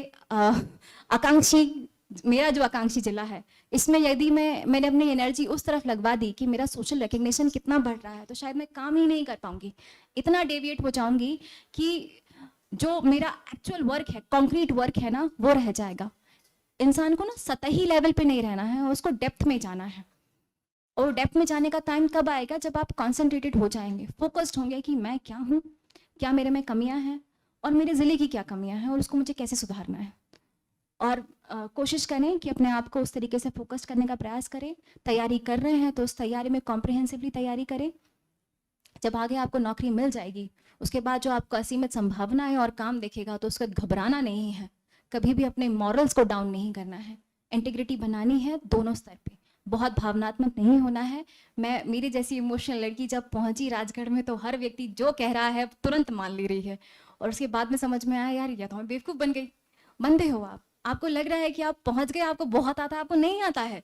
और जो हमारी एक परसेप्शन होता है ना कि नौकरी मिलने के बाद गाड़ी मिल गई, हूटर बज रहा है, और आप रोड से निकल रहे हो तो ट्रैफिक रुक जा रहा है, और घर मिल गया, सब नौकर चाकर हैं, ये है ही नहीं लाइफ। और ये शुरुआत में मिलेगा भी नहीं आपको। आपको लग रहा है कुछ जिले हैं जो बहुत अच्छे हैं, जो एक डेवलप्ड या समृद्ध बोल सकते हैं, जिनका रेवेन्यू जनरेशन ज़्यादा है, वहाँ पर उतना अमला प्रशासनिक सुविधाएं हो सकती हैं। परंतु जो जैन नए जिले बने हैं, पांडुरना, इन सब इसमें बात करो आप, जो यहाँ पे हैं, आपको नहीं करनी है, मैं आपको बता देती हूँ, क्योंकि आपको पढ़ाई करनी है। वहाँ पे ये सुविधाएं नहीं है। जब मैं पहुंची थी तो मुझे भी घर नहीं मिला था, किसी प्रकार से मैनेज किया था। गाड़ी नहीं मिलती है तो आप अपने तहसीलदार साहब की गाड़ी बुला लेते हो, उनमें चले जाते हो। कहीं आपको ड्राइवर नहीं है, कहीं किसी की कोई समस्या आ गई, वो देख लेना है आपको। बहुत चीजें होती हैं, और ये चीजों पे अगर फोकस करोगे कि ये सब सुविधाएं मुझे मिल जाएंगी इसलिए मैं नौकरी करूं, तो ये गलत है। ये सुविधाएं सिर्फ भी आपको क्यों मिल रही हैं? ताकि आप अपना काम आप ढंग से कर सको। आपको ये बोलना है कि ये मिले चाहे नहीं मिले, काम मुझे करना है। वो जो हूटर बजता है ना, शुरुआत के 1-2 महीने अच्छा लगता है, बाद में तो मैं खुद ही मना करने लगी हूँ कि उसको बजाना नहीं जब तक बहुत जरूरत ना हो, क्योंकि आपको उसकी निरर्थकता फील होती है। हूटर बजाने का अर्थ क्या है? इसका अर्थ यह है कि साहब निकल रहे हैं, हमें जगह दो। ऐसा कौन सा जरूरी काम करने जा रहे हो? अगर मैं घर जा रही हूँ तो मैं हूटर क्यों बजवाऊं रात के 8:30 बजे? चलने दो, बाजार का दिन है, लोग निकल रहे हैं, साइकिल पर सामान लेके जा रहे हैं, कोई दिक्कत नहीं। मैं ऑफिस जा रही हूँ, मुझे किसी फील्ड पे जाना है, अटक रही हूँ, ऑफिस में मीटिंग है, तो थोड़ा सा हटा दो लोगों को, लेकिन भौकाल मत दिखाओ। भौकाल दिखा के ना तुम अपनी गरिमा कम कर रहे हो। ये नौकरी भौकाल की नहीं है, ये नौकरी ही नहीं, ये सेवा है। उसको सेवा के भाव से करो। अगर आप इस शो ऑफ में कर गए कि हमको ये घर है, हमारी कर्टन्स वाली गाड़ी है, गाड़ी में डीजल में क्यों दिक्कत आती है? इंडेन नहीं मिलता है इनिशियली, उसमें डीजल भरवाने के लिए आप सोचते हो कि ये वहाँ से निकलवाना है, इंडेंट हो गया, इंडेंट खत्म हो गया, फिर आप जिला नाजर के पास जाओगे कि साहब एक और कस्टम वो बुक देनी है हमको। There are so many processes, वो सब आपको कोई नहीं बताएगा। आपको सिर्फ ये बताएंगे कि देखो फोटो कितनी अच्छी है, हमारी गाड़ी के सामने हम खड़े हो गए और डिप्टी कलेक्टर लिखा हुआ है। क्या 1 day 2 day, not more than that. और वो आपको एक्साइट भी नहीं करेगा। आपको एक्साइट करना चाहिए कि जब मैं यहाँ पहुंची हूँ, किसी स्कूल में गई थी, पिछली बार जब आई थी तो इतने बच्चे यहाँ पे उपस्थित थे, आज ज़्यादा हैं, इनकी क्या प्रोग्रेस रही है, आप वो बात पूछोगे। आप किसी भी पहुंचे, आप राशन शॉप में पहुंचे, कितने लोगों का KYC हुआ है? हैरासमेंट नहीं करना है। कई बार हमें ये भी लगता है कि हम कहीं काम करने पहुंचे, फील्ड विजिट पे पहुंचे, और वहां जाके हमने 2 पीछे से फोटो खिंचा ली, और वो फोटो खिंचाने के बाद हम देख रहे हैं कि देखो हमने कितनी बड़ी सख्त कार्रवाई करके आए हैं, न्यूज़ मीडिया को मिल गई है एक अच्छी इन्फॉर्मेशन। काम नहीं हुआ। काम तब होगा जब KYC पहुंचोगे और आप बोलोगे कि तुम्हारे यहाँ से इतना % राशन उठ रहा है, KYC इतने लोगों की है, पिछले महीने इतना उठा, मुझे पिछली बार जन सुनवाई में 4 शिकायतें आई थी, क्यों ऐसा हो रहा है तुम्हारे यहाँ? फिर तुमको एक्सप्लेन कराएगा कि नहीं ये नहीं है, फिर उसका स्टॉक चेक करोगे, उसकी पंजी देखोगे, उसका POS मशीन देखोगे और उस चीज़ को सुधारोगे, तब आपका पहुंचना काम का रहा। नहीं तो गए। आपकी हर एक विजिट, हमारे यहाँ अकेडमी में हमको एक साहब पढ़ाने आए थे, उन्होंने ये बोला था कि अभी वो दमोह में कलेक्टर हैं, सामने बताया था कि तुम्हारा कोई भी विजिट इनकंक्लूसिव नहीं होना चाहिए, कि गए और लंबा जांच प्रतिवेदन बना के दे दिया, लेकिन 12 दिन बाद पहुंचे तो सेम स्थिति, इनकंक्लूसिव हो गया ना। जांच करी तुमने 4-5 पेज की कि नहीं नहीं ये अनियमितता पाई गई है, ये वित्तीय स्थिति है, ये, और उसके बाद में हुआ कुछ है नहीं, वो काम आदमी वहीं का वहीं है, ना व्यवस्था ठीक हुई, नहीं ठीक हुई, तुम है तुम्हारा ड्यूटी कलेक्टर बनने से क्या मतलब? तो तुमने दुनिया को दिखा दिया कि तुम पहुंचे थे, क्या पर्पस सॉल्व हुआ उस चीज से? हमें हमारे जो एफर्ट्स लग रहे हैं उसका आउटकम कैसे मेजर किया जाए, इसके ऊपर ध्यान देना है।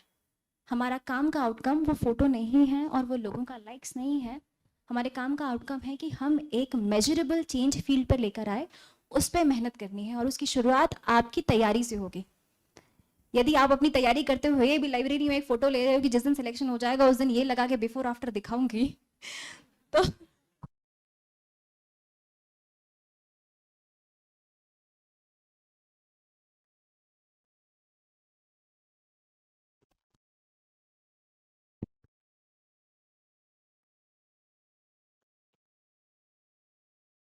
क्या है, अगर आप हो, कोई क्वेश्चंस हो तो आप मेरे से पूछ सकते हैं।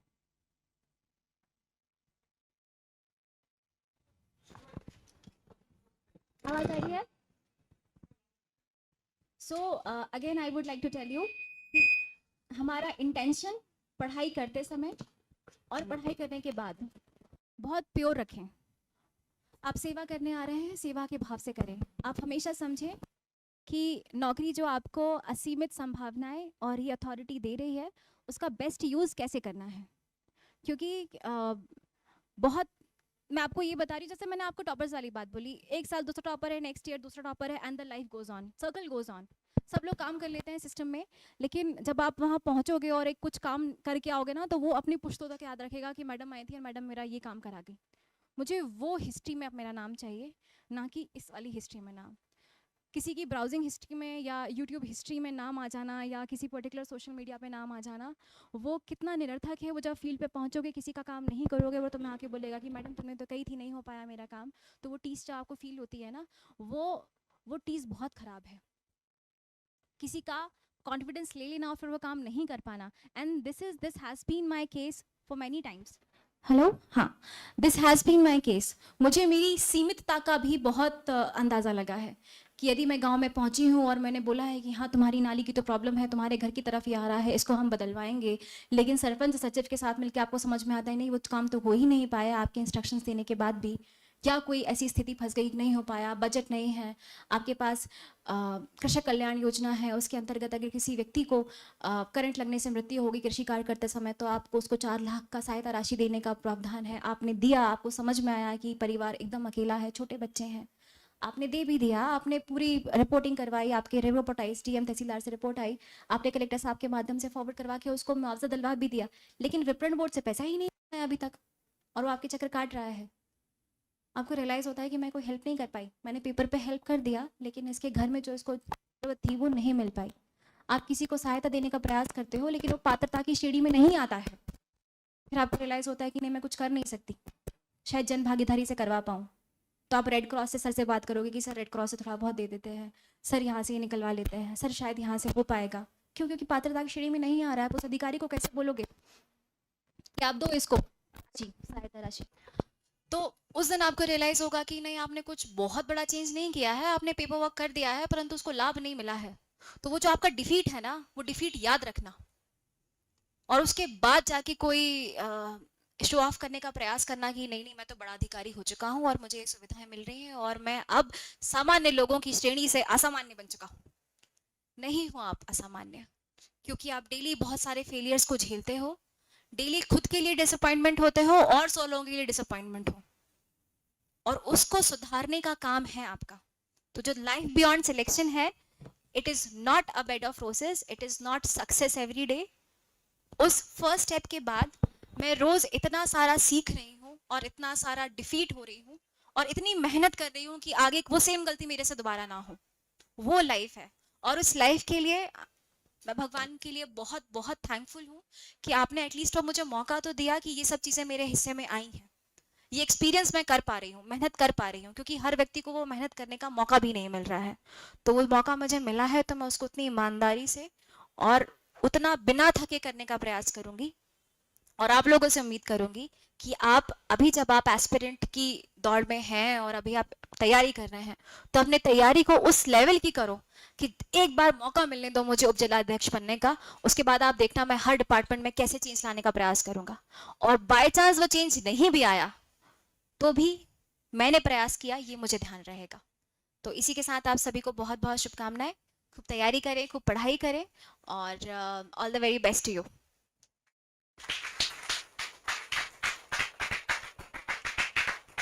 और किसी को क्वेश्चंस पूछने तो आप पूछ सकते हैं।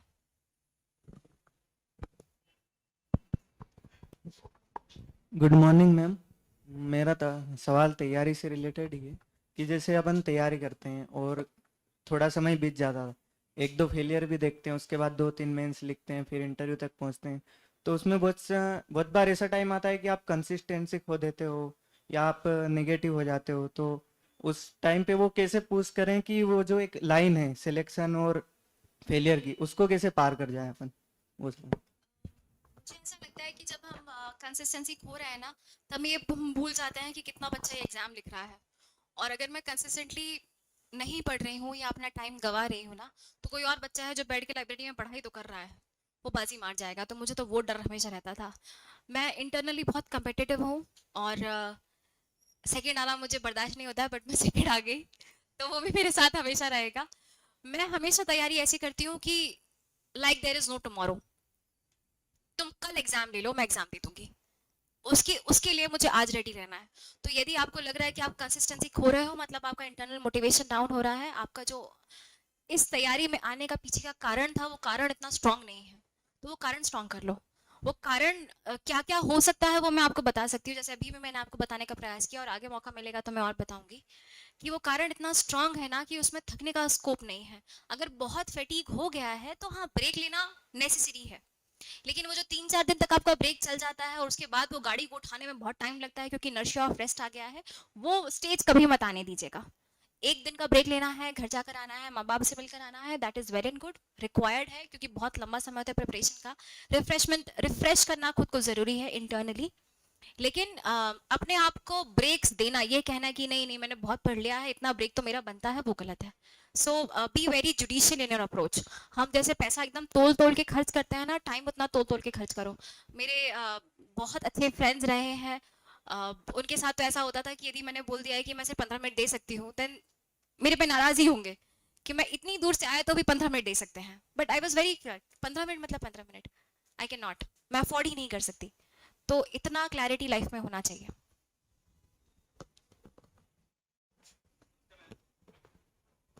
नमस्ते मैम, मेरा नाम नितिन कुमार भास्कर है, फ्रॉम रीवा।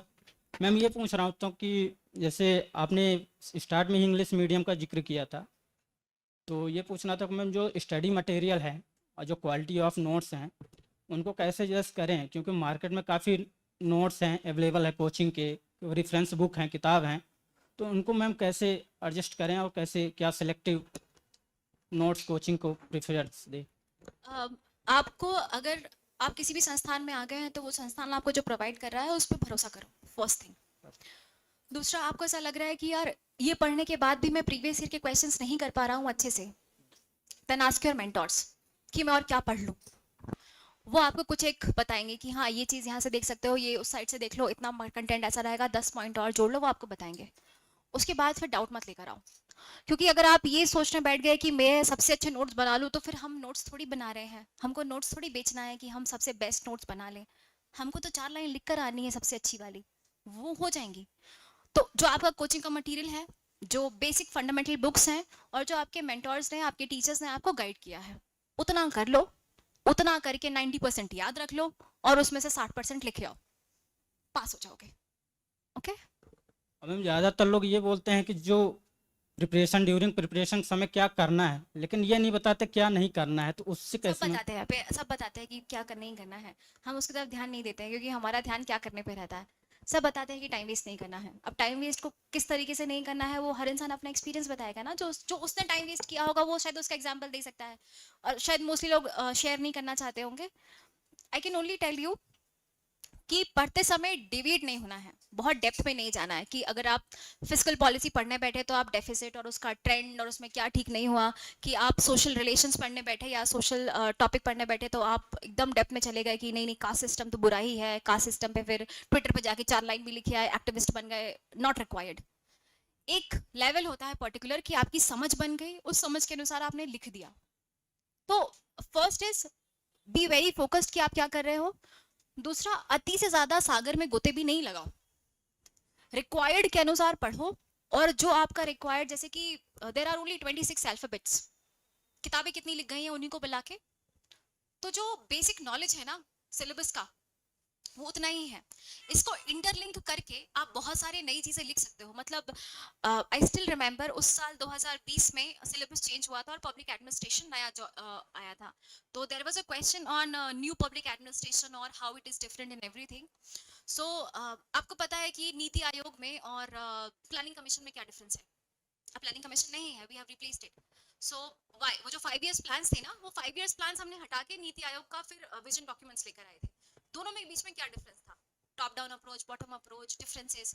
तो जो क्वेश्चन था ना, उस क्वेश्चन को एक पेज मिलता था, वो 10 नंबर वाला सवाल था, 11 नंबर वाला था, तो this side and this side. उस वाले को मैंने जब एक्सप्लेन किया था, तो लिखते लिखते मैं सोच रही थी कि वाह निधि इंटरलिंक करते हुए लिखती है। मतलब ये मेरे स्टैंडर्ड थॉट्स थे वो पेपर लिखते समय, उतना ही है। और उस समय क्योंकि पब्लिक एडमिनिस्ट्रेशन नया ज्वाइन हुआ था, तो मेरे ख्याल से 2-3 ही कोचिंग सेंटर्स हैं जिन्होंने मटेरियल निकाला था। बाकी मैंने मोस्टली गूगल किया था। और ये जो हमारा इग्नू की बुक्स आती हैं, इग्नू की बुक्स तो बहुत लंबे लंबे मॉड्यूल्स होते हैं, उसमें पहले 2 मॉड्यूल उठा लिए थे, क्योंकि वो उसका समरी होता है, जिस्ट। उस जिस्ट को उठा लिया, उससे पढ़ लिया। जो मार्केट में नोट्स थे अवेलेबल उनको देख लिया, उनको मिला के मैंने कुछ 12-13 पेज के नोट्स बनाए थे, बस उतना ही था। और उसी से मैं लिख कर आई थी, क्योंकि मैंने उसको इंटरलिंक कर लिया था। तो आपके सोर्सेज लिमिटेड होने चाहिए, उनका मल्टीपल रिवीजन होना चाहिए, उसमें ऐड ऑन करना है आपको, जो आपको करंट अफेयर्स से और न्यू स्कीम्स है, गवर्नमेंट आर्टिकल्स हैं, उनसे आपको करना है। और उसके बाद में उन सब को ऐसा वेब बना लेना है कि ये यहाँ से जुड़ गया, वो वहाँ से जुड़ गया, टूरिज्म को मैंने ऐसे जोड़ लिया, उसको हेरिटेज से जोड़ लिया, हेरिटेज से ये चीज़ फिर इकोनॉमी डेवलपमेंट पे चली गई है, ये इकोनॉमी से रीजन डेवलप हो जाएगा, यहाँ मेरे फॉरेन रिलेशंस भी जुड़ जाएंगे। So I used to interlink these things, मतलब सिलेबस सामने रख के उसकी सारी चीज़ को कि ये यहाँ यहाँ यहाँ जा सकता है, ये मैं बहुत करती थी। और इतना करने से आपको सोर्सेज पे काम करने की फिर जरूरत नहीं है, just focus on your works that you are doing. Okay, तो मैम ये सोल्यूशन ऑफ डिमोटिवेट, मैम थोड़ा सा क्या है, मैं चीज़ों को देख के बहुत डिमोटिवेट हो जाता हूँ, तो उसको मैं कैसे कंट्रोल। किन चीज़ों को देख के डिमोटिवेट होते हैं? मैम जैसे मेरे कंटेंट मटेरियल्स देख के, नोट्स पढ़ के, तो लोग बोलते हैं ये थोड़ा सा हटो, मतलब ये मत पढ़ो, आप दूसरे रेफरेंस बुक लो, आप उससे तो प्रिपेयर करो। आपने ऑन द फर्स्ट गो आपने वो वाला कंटेंट मटेरियल क्यों चूज किया था? उसका कारण होगा। लोगों के कहने पे मैम, जैसे टीचर हो गए या तो जो प्रिपरेशन कर रहे हैं उनके कहने। आप किसी के भी कहने की बात तो नहीं मानते हो, उनका कहना शायद आपको इम्पैक्टफुल लगा होगा, इसलिए आपने माना, राइट? तो मतलब किसी ने आपको कुछ कह दिया, आपने उसकी बात मान ली, शायद वो इतना इम्पैक्टफुल रहे होंगे। सेकेंड टाइम दूसरा आदमी भी सेम तरीके का इम्पैक्ट क्रिएट कर रहा है, मतलब फिर आपकी पर्सनालिटी इतना चिकना खड़ा क्यों है कि किसी ने कुछ कहा तो उस चीज को वो तुरंत ही मतलब फॉश आउट हो गया, दूसरे ने कहा फिर दूसरी चीज आ गई। नहीं, स्ट्रॉन्ग पर्सनालिटी बनाओ कि अगर मैं कोई डिसीजन ले रहा हूँ on the basis of certain things, किसी ने मुझे ए बुक पढ़ने के लिए बोला, तो मैंने ए बुक नंबर ए को जो मेरा एग्जिस्टिंग मटेरियल के साथ कंपेयर किया, ये मुझे ज़्यादा डिस्क्रिप्टिव लग रहा है, इसके एग्जाम्पल ज़्यादा अच्छे लग रहे हैं, अब मैं इसको फोकस करूंगा, and now I am not going to change this. ये आपने डिसाइड कर लिया, वो लाना पड़ेगा कन्विक्शन, ठीक है, ये मैंने चेंज कर लिया। अब तो कुछ आ जाए, अगर कुछ ऐड ऑन करूंगा, किसी नई किताब से कुछ मिल रहा है, तो ऐसा तो है नहीं कि ये बोल रहा है कि हम नॉर्दर्न हेमिस्फीयर में रहते हैं, वो हमको सदर्न में पहुंचा देगा, ये तो नहीं होगा।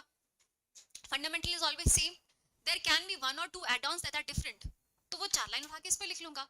आप जब मैं तैयारी कर रही थी तो I have this very good friend Rahul Porwal, वो पता नहीं कहाँ भी होंगे, तो he is a very nice guy. वो क्या करता था कि उसने अपनी एक परीक्षा धाम किताब ली उसने, ठीक है, आई am not coating any time, but x किताब ली उसने उस एक्स किताब को जब पढ़ रहा था, तो और फिर बाकी और भी बहुत सारी किताबें होती हैं, तो उसने हर किताब से 2-2 4-4 चीजें उसी किताब में लिख ली।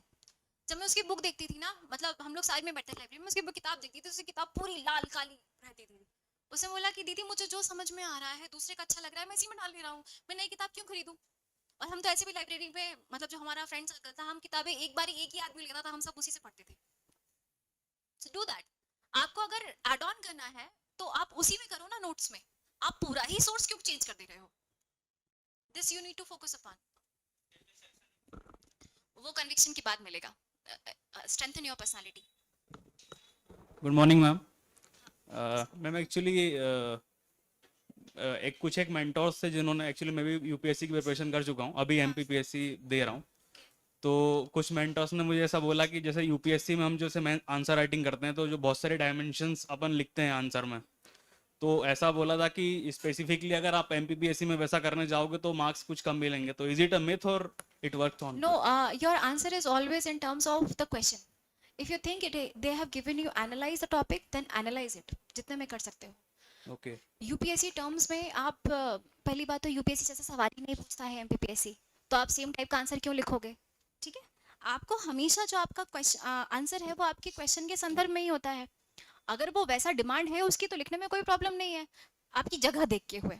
ठीक है, एमपीपीएससी में particularly I have realise this कि there is a need for examples to explain things, there is also a need to present in a very organised manner, क्योंकि वो बहुत सारी चीज़ें पूछ रहे हैं, आपको रे डायग्राम बनाना पड़ेगा, क्योंकि ओपन एंडेड क्वेश्चंस होते हैं कई बार एकदम ही वैसे होते हैं।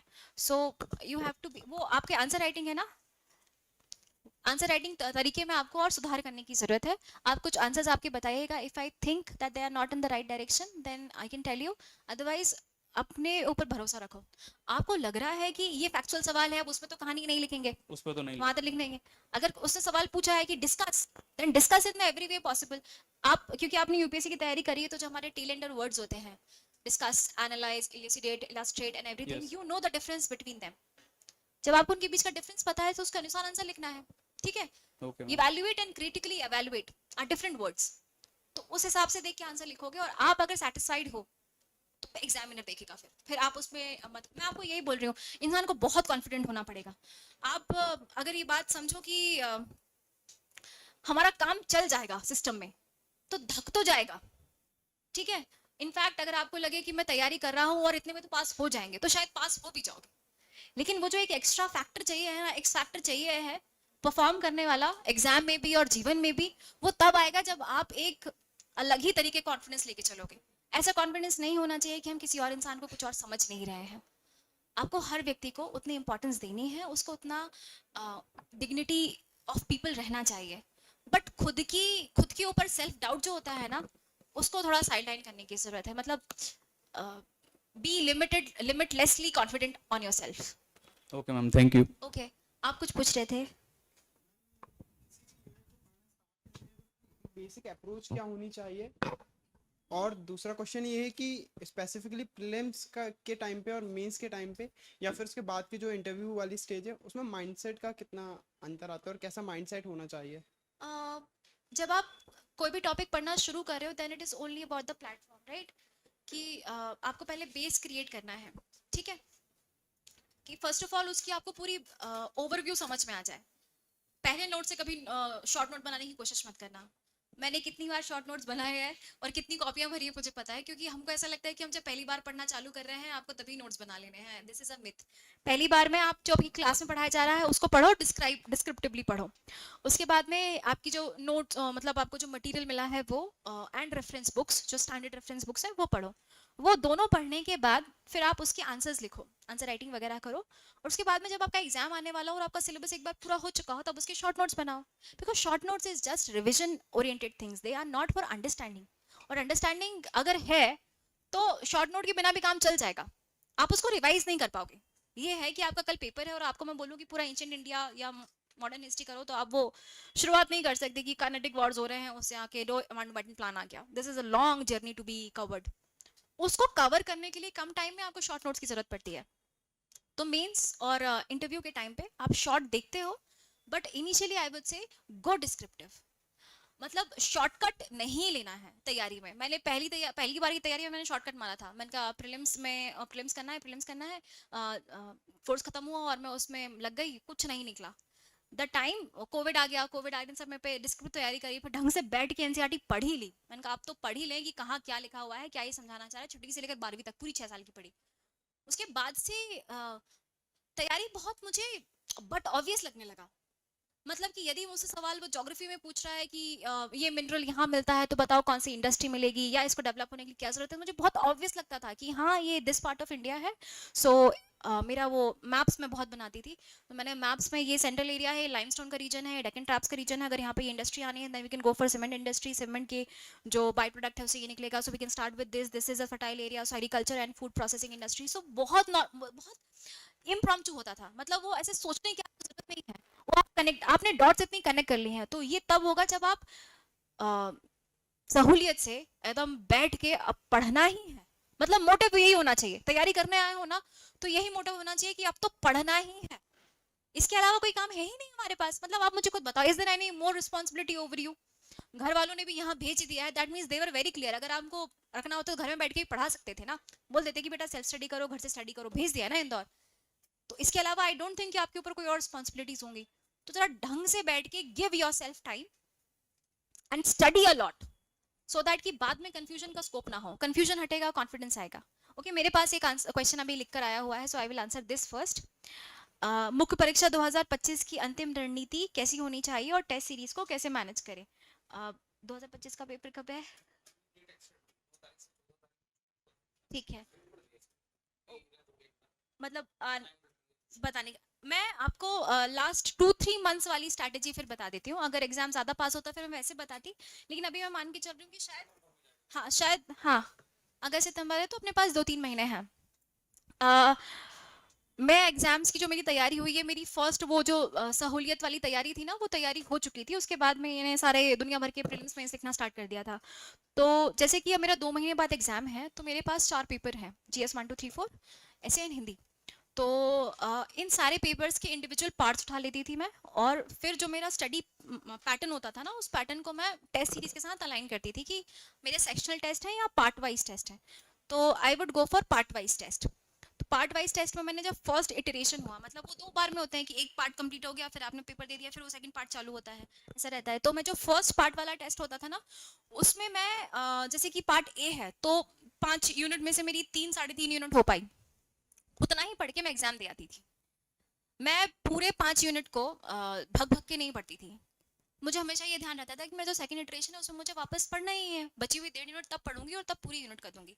मेरा ये रहता था कि यदि जो पहली 3.5 मैंने पढ़ी है, उसमें से जो सवाल आए हैं उसको मैंने कितना लिखा। मार्क्स तो देखने का कोई सेंस नहीं होता है। मैं बता रही हूँ, आप बहुत अच्छा स्कोर करो। मैं यूपीएससी जब कर रही थी, तो एट वंस आई गॉट 140 इन ऐसे, my second attempt I got 86 इन ऐसे। आप सोचो, तो आपकी जो प्रिपरेशन है या जो आपकी सोच है ना, वो सेम टू सेम आपके मार्क्स आएंगे, कोई नहीं बोल सकता है। जबकि मेरे लिखने में कोई बहुत डिफरेंसेस नहीं है। तो आप जो लिख रहे हो और उसको जो मार्क्स मिल रहे हैं यहाँ पर, उसका बहुत कोरिलेशन नहीं है जो आपको एग्जाम से मार्क्स आएंगे। वो एक तरीके से सांकेतिक हो सकता है कि हाँ, मैं नियत समय में इतना क्वेश्चन पेपर अटेम्प्ट कर पा रहा हूँ, ये मेरी तरीका है लिखने का और ये अंडरस्टैंडिंग है, दैट इज ओके।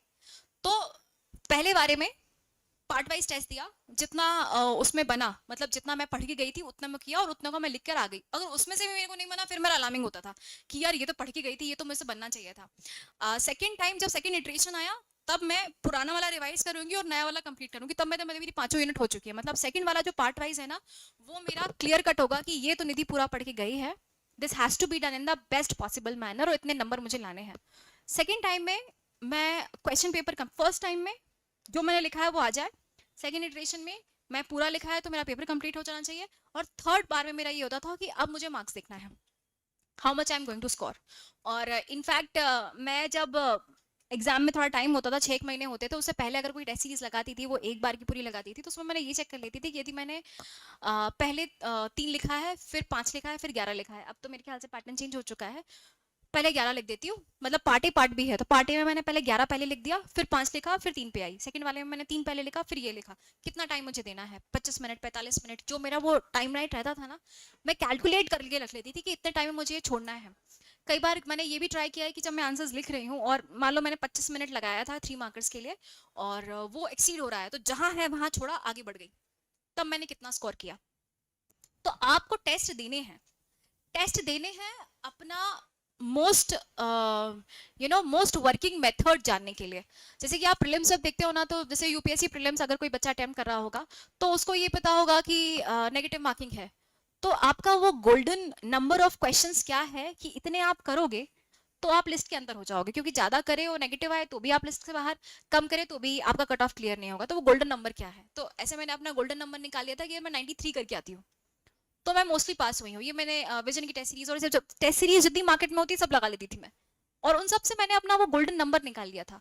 तो ऐसे आपको आपका वो गोल्डन पैटर्न निकालना है कि यदि मैं 3, 5, 11 और what ever the number system is, number marking system, तो उसमें मैं क्या करूंगी कि मैक्सिमम स्कोर करूंगी। कई बार हम जब डिस्क्रिप्टिव क्वेश्चन है उनको इतना प्यारा लिखते हैं, बट आएगा तो उतना ही number, and then you are missing out on the short question, तो आपका ओवरऑल स्कोर इंप्रूव नहीं हुआ। तो फर्स्ट में whatever जो आपने पढ़ा है वो इटरेशन वो कंप्लीट करना है, सेकंड वाले में सिलेबस कंप्लीट करके जाना है, थर्ड वाले में मार्क्स इंप्रूव करने हैं और मार्क्स इंप्रूव करने के लिए अपना तरीका निकाल लेना है। मतलब इंसान में स्ट्रैटेजी ओरिएंटेड वर्क होना चाहिए कि टेक्निक उसको पता लग जाए, खुद को इवैल्यूएट करे, वो टेक्निक बनाए। इतने टेक्निक के बाद जब आप आंसर्स लिखने जाते हो ना, मतलब मैं और दीदी मेरा मेंस था तो दीदी साथ में मेरे जाती थी और मतलब हम लोग का इतना क्लियर था कि मेरी सुबह क्या याद रखना है। मतलब मेंस के पहले मेरा एक दिन पहले क्या रिवीजन प्लान होगा, एक हफ्ते पहले क्या रिवीजन प्लान होगा, और जब मैं पेपर देने के लिए खड़ी हुई हूँ, मेरा लॉ कॉलेज था, अटल बिहारी लॉ कॉलेज था, तो सुबह सुबह मुझे क्या रिवाइज करना है वो भी सेट होता था कि सुबह जाके मुझे सारे सूचकांक देखने हैं, मुझे सारी स्कीम्स देखनी है और उन स्कीम्स में क्या है वो देखना है, तो उसका लिस्ट बना हुआ था। और वो मतलब मैं और दीदी तो डिसाइड करते थे कि निधि ये इतना लिखा हुआ है, इसमें से 6 चिपका कर आएगी क्वेश्चन में, जहाँ जगह मिले हम लिख कर आते थे कि अगर ये there is this index and this index is about women empowerment, so if there is a question remotely related to women और विमेन इन वर्कफोर्स या ऐसा हो रहा है तो इस चीज को मुझे यहाँ लिख कर आना है।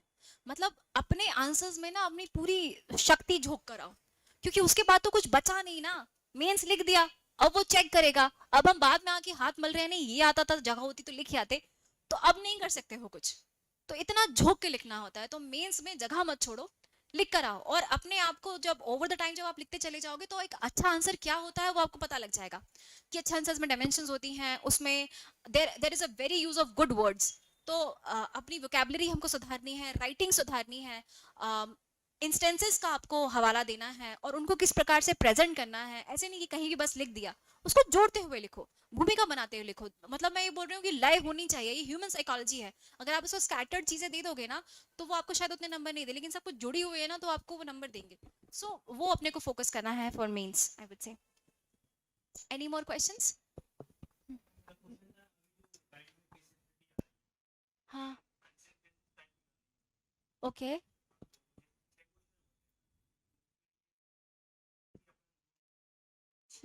आई would like to see the question paper first, और अनसीन पैसेज अगर है तो केस स्टडीज में अनसीन पैसेज जैसी है तो वो तो और आसान है।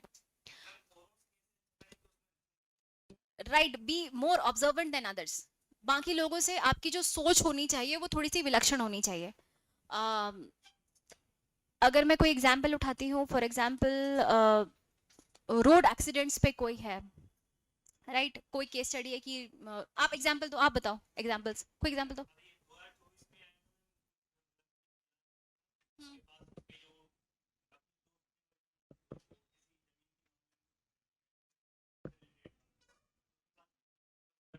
अच्छा, जैसे कि this is about neutrality and objectivity of the questions, तो आपको इसमें बिगर पिक्चर देखनी है। दूसरों से अच्छा कैसे लिख पाओगे? जब उनसे 2 पॉइंट एक्स्ट्रा लिखोगे या अपनी बात को बेहतर तरीके से एक्सप्लेन कर दोगे। आपको अगर इसका जवाब लिखना है तो अगर कोई जिलाधीश है और उसमें उसके कोई दोस्त है जिनके साथ उसके पर्सनल रिलेशंस हैं, उसकी फ्रेंडशिप है, और एक तरफ उसकी फ्रेंडशिप है जो उसके पर्सनल, एक तरफ उसकी प्रोफेशनल रिक्वायरमेंट्स है, तो आपको ये चीज़ समझानी पड़ेगी कि वाई प्रोफेशनल जो उसकी रिक्वायरमेंट है या जो प्रोफेशनल उसके कर्तव्य है वो उसके पर्सनल लेवल के कर्तव्य से ऊपर आते हैं। और जब आप पर्सनल हो तो पर्सनल के भी 2 हिस्से करो, एक वो जो उसकी बाहरी दुनिया है और एक जो उसकी आंतरिक दुनिया है। तो यदि मैं ये बोलूँ कि मुझे मेरे रिश्ते अपने दोस्त के साथ बचाने हैं या सौहार्द भाव रखना है तो मुझे उसकी 4 बातें माननी पड़ेंगी, और ये होता है दोस्तों में। लेकिन आप ये बोलो कि अगर मैं अपनी दोस्त की बात तो मान लूँ, लेकिन मैं अपने कॉन्शियस को कैसे समझाऊं कि जो मैंने किया है वो सही है या नहीं है, तो शायद मेरा रिश्ता मेरे दोस्त के साथ अच्छा हो जाएगा लेकिन खुद से खराब हो जाएगा। तो on both personal and professional level मुझे मेरे काम के प्रति ईमानदारी रखनी है, क्योंकि वो मैं अंदर से नहीं हूँ। आपको बाय डिफॉल्ट ये सोचना पड़ेगा कि अगर कोई जिलाधीश है तो इंटरनली वो अच्छा आदमी है, ये मानते हुए आंसर लिखो, ठीक है। आपको ये करना चाहिए कि by default everybody is a good man, everybody is a wise man, ये सोक्रेटिस प्लेटो सब बोल के गए हैं, तो आपको वो लेके चलना है कि हाँ, मान लिया कि दोस्त के साथ रिश्ते अच्छे हो गए, आज तो उसने ये रिक्वायरमेंट करी है, कल कोई और बड़ी रिक्वायरमेंट करी क्या, तो प्रोफेशनल लेवल पे जो मेरा डिसीजन शायद खराब हो रहा है, कल को अगर मैं किसी की गलत कर दूं, किसी का गलत नामांतरण कर दूं, तो वो चीज़ फिर लौट कर आएगी, और वो सिर्फ मेरे ऊपर नहीं आएगी, मेरे पूरे कैडर के ऊपर आएगी कि वो अधिकारी थे, वो ये काम कर गए। और ये भी कहो कि उस दोस्त के लिए भी गलत है, कल को वो ये बात खुल जाती है तो जो उसने अपनी एक क्या बोलना चाहिए, एक छवि बना के रखी है, उस एडवोकेसी की, उस प्रोफेशन की छवि भी खराब होगी। तो इंटर्न एक्स मतलब ओवरऑल ये सोसाइटी के लिए ही खराब है कि उसकी बात माने जाना। तो मैं खुद भी समझूंगा और मैं पहले अपने दोस्त को समझाऊंगा कि क्यों ये ठीक नहीं है, क्या हम कोई और सोल्यूशन पे आ सकते हैं। सो आपको वही इसमें मल्टी डिमेंशनल अप्रोच लेना पड़ेगा कि इसमें अप्रोचेस ऐसी होती हैं कि आप शॉर्ट टाइम देखो कि शॉर्ट टाइम में शायद ये चीज़ हो जाए, बट लॉन्ग टर्म में ये क्यों खराब है। और हो सकता है कि आप शॉर्ट टर्म में आपकी लड़ाई हो रही है, लेकिन लॉन्ग टर्म में वही आपको थैंक यू बोलेगा कि यार नहीं करना था। बिकॉज वट इस चीज़ में आपको मिथिकली नहीं जाना है, मतलब दोनों चीज़ पे काम करो। मतलब आपके आंसर को एक प्रॉपर मिक्स ऑफ रखो कि स्पिरिचुअल और ये मॉरल लेवल पे ये चीज़ क्यों गलत है, और दूसरा इसको इस पर रखो कि प्रोफेशनल और एज अ एडमिनिस्ट्रेटर ये चीज़ क्यों गलत है। जब दोनों का मिला के आंसर लिखोगे ना, तब एथिक्स का आंसर अच्छा निकल कर आता है। एंड इफ़ यू आर मतलब रीडिंग इनफ थिंग्स, तो पुराने पेपर से, अच्छी किताबों से, for English I would suggest जो मेरी केस स्टडीज़ वाली बुक थी, वो आपको नम्रता मैडम बता देंगी।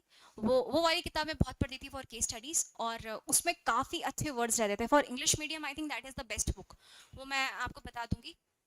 वो करेंगे तो आपका आंसर अच्छा हो जाएगा। एथिक्स, आई वुड से ethics was very scoring for me.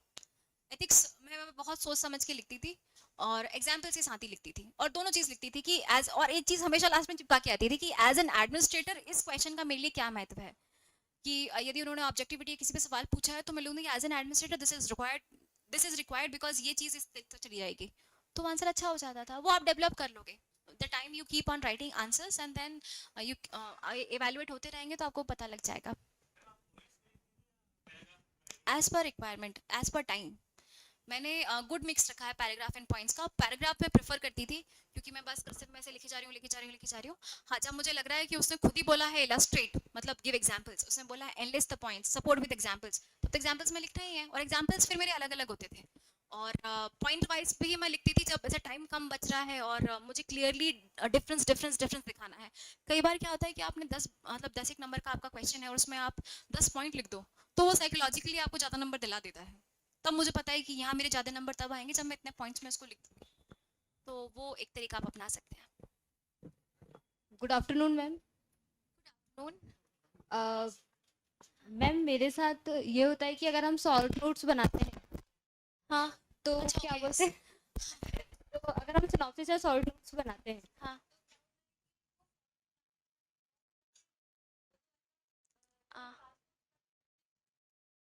हाँ, ओके, तो वो शॉर्ट नोट्स नहीं रहे ना। See short notes again I am telling you my जवाब, short notes again I am putting this forward कि शॉर्ट नोट्स सिर्फ रिवीजन के लिए होते हैं, और नोट्स पे, शॉर्ट नोट्स में सिर्फ वो लिखा जाता है जो मुझे याद नहीं रहता है। वहाँ पर पूरी स्टोरी नहीं लिखी जाती है, वो तो अभी क्लास नोट्स में है ही। जो याद नहीं रहता है उसको ही तो रिकॉल करना है, उसको ही तो रिवाइज करना है, जो आता है वो तो आता है, करेक्ट। तो आपके शॉर्ट नोट्स में जो जो आपको पता है, मतलब आंख बंद करिए और याद आ गया कि हाँ ये है, तो उसको हटा दो। जैसे कि कॉन्स्टिट्यूशन के आर्टिकल्स हैं, आपको रिट्स पता होंगी, आपको उसके बाद में पूरे अपने जो फ्रीडम ऑफ राइट्स है, ये जो भी पूरा आर्टिकल 30 तक है, यू नो दो दीज थिंग्स, उसको दोबारा रिपीट क्यों करना है।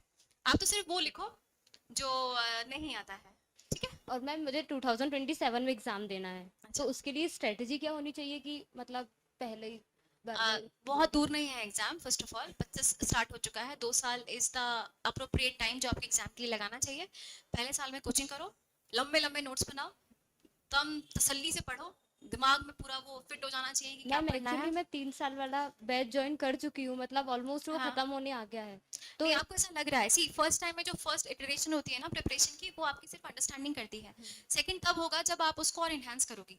तो जो अमाउंट ऑफ टाइम है ना, मेरी पहले हाल की कोचिंग में मेरे को लगता था मैंने पढ़ लिया है, कुछ नहीं पढ़ा था। जब सेकंड टाइम आंसर लिखने पड़ी तो कुछ याद नहीं आ रहा था, फिर से दोबारा पढ़ा और फिर उनको डिफ्यूज करना चालू करा। पहला मेंस लिखा, बहुत ही खराब नंबर आए थे, ठीक है। फिर सेकंड मेंस तक जाते जाते मैं कट ऑफ तक पहुंच गई थी। तो वो इसीलिए हुआ था क्योंकि पहली जो प्रिपरेशन होती है वो बेयर मिनिमम होती है, और आपकी भी बेयर मिनिमम हुई है, ठीक है। अपने आप को जज करो, क्वेश्चन पेपर लेके बैठो, पिछले 2-3 साल के सिर्फ क्वेश्चन पेपर लेके बैठो डाउनलोड करके, कहीं का आंसर के साथ मत बैठना। और एक मैं ट्रिक बताती हूँ जो मैं बहुत फॉलो करती हूँ कि यदि मैं प्रीवियस ईयर क्वेश्चन पेपर कर रही हूँ तो मैं किसी किताब को रेफर नहीं करती थी। मैं यूपीएससी की साइट पे जाके डाउनलोड करूंगी, उसी फॉन्ट में, उसी कागज में वो आएगा, उसी को मैं A4 शीट पे कराऊंगी और मैं उसको उसी में देखूंगी, क्योंकि मुझे फेमिलियर होना है उस तरीके से, ताकि मुझे उस पेपर को देख के डर लगना खत्म हो जाए। हम लोग क्या करते हैं, हम जो प्रीवियस ईयर होते हैं किसी पब्लिकेशन की किताब उठा लेते हैं, उसमें उसके आंसर्स होते हैं, उसका एक मॉडल आंसर होता है, हमको लगता है यही सही है, तो मॉडल आंसर तो देखना नहीं पहले, ठीक है। तो सिर्फ क्वेश्चन पेपर देखो और देखो कि मैं इसको कितना समझ पा रही हूँ कि there is any question related to even economy part, तो ये इंडस्ट्रियल डेवलपमेंट के लिए ये ज़रूरी है, बताएं। Can you right 10 lines on it. वो स्टेज जिस दिन आ जाए उस दिन फिर आंसर राइटिंग हो जाएगी, उसके बाद फिर टेस्ट की तरफ जाना बहुत टाइम लगाएगा। और आंसर सिर्फ ये नहीं है कि सिर्फ लिख देना है किसी तरीके से। अभी अपन जैसे बहुत सारे बच्चे आप लिख रहे होंगे तो आप क्या करते हैं कि जो क्वेश्चन की पूरी लाइन को पूरा लिखेंगे, फिर इज द करके मतलब एक कंजक्टिव वर्ड्स लगाएंगे और उसके बाद में उसको स्टार्ट कर देंगे। This is not the right way to write an introduction. कहानी नहीं बनाओ, आपका एक एक शब्द एक एक स्पेस की वैल्यू है, उसका नंबर मिल रहा है तो वेस्ट नहीं करना है उसको। तो वो लिखो जो नया हो, सही हो, तुरंत डेफिनेशन हो, चाहे उसके रिलेटेड कोई एग्जाम्पल हो, कुछ भी हो, करंट अफेयर्स का पॉइंट हो, वैसे स्टार्ट करो। वो टाइम लगाता है। 2 साल इज मतलब 2 साल is minimum required to get that basic capacity to write the answer.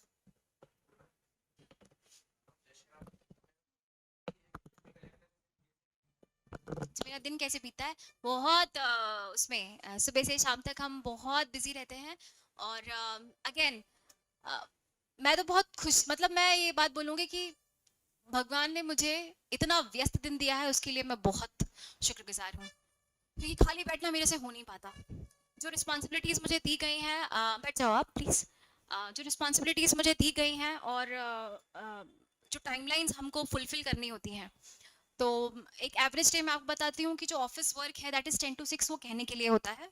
वो मैं अगेन आपको बोलूँगी कि वो स्टाफ का है, जो आपका ऑफिस स्टाफ है, office staff is 10 to 6 but you work 24/7 and बहुत ही इमीडिएट चीज़ें आती हैं। जब आप जिले स्तर पे होते हो तो बहुत सारे विभागों के आपको काम रहते हैं, आप समीक्षा लेते हो, उनका फॉलोअप लेते हो। If collector is not there then you are taking the meetings on behalf of him. There is a lot of monitoring जो आपको करनी होती है। तो आई गेट अप अराउंड 7-7:30। उसके बाद बहुत कोशिश करते हैं। और हमारे यहाँ क्या है कि जिले में जब आप चले जाते हो ना, तो इनिशियली जैसे I am living alone there, तो आप अपने दोस्त बनाते हो हर विभाग से, and it is very difficult for a girl to reach a place, वहाँ पर अपनी जगह बनाना और सब लोगों को आपके साथ सहज करना, ये बड़ी चीज़ है। जो भी लड़कियाँ अभी एस्पायर कर रही हैं, तो फेमिनिज्म, पेट्रियार्की, एवरीथिंग असाइड, जो ग्राउंड रियलिटी है वो ये है कि क्योंकि लड़कियां बहुत कम है फील्ड में, तो आपका प्रेजेंट होना ही एक बहुत बड़ा असहज होता है। आपको पर्सनालिटी ऐसे बनानी है कि आप किसी को भी अपने साथ कंफर्ट कर सको। तो वो डेवलप करने के लिए आपको एक लेवल ऑफ ओपननेस भी चाहिए होता है, फ्रीडम चाहिए होता है, purity of your intentions and thoughts होना चाहिए। तो उसके साथ मैं सुबह, जैसे हम लोगों ने स्विमिंग क्लास स्टार्ट किया है, हमारी मैडम है डीओ ट्राइबल, उनके साथ, then you make friends over time. तो वहाँ जाना है, फिर घर आने के बाद रेडी, पूजा करो। तुम भी जैसे आराम बोल रहे हो भाई, रिलीजियस होना बहुत ज़रूरी है। आई डोंट नो कि आप लोग इतना मॉडर्न हो गए हैं कि आप लोग रिलीजियस नहीं हैं, but religion is very important part. I would से कि वो आपके पर्सनल लेवल पे बहुत ज़रूरी है आपको मोटिवेटेड रखने के लिए। तो वो सब करने के बाद ऑफिस पहुँचो। ऑफिस में पहुँचने के बाद आपका समय खत्म हो जाता है, मतलब अब आपका अपना समय बचा नहीं है। कॉन्स्टेंटली आवेदक हैं, मंडे को टीएल होनी है, ट्यूसडे को जनसुनवाई होनी है, आपकी फील्ड विजिट्स हैं, पुरानी समीक्षाएं हैं, उनको कवर अप करना है। फिर लेगेसी केसेस, जैसा मैंने बताया, तो हर एक शाखा के कुछ लेगेसी केसेस हैं, उनको कंप्लीट करना है। लोग जो काम नहीं हो रहे हैं उनसे वो काम कराना है, समन्वय करना है डिपार्टमेंट्स के बीच में। फिर फील्ड विजिट निकल आएगा तो आप प्लान करोगे कि आज इस तरफ जा रहे हैं।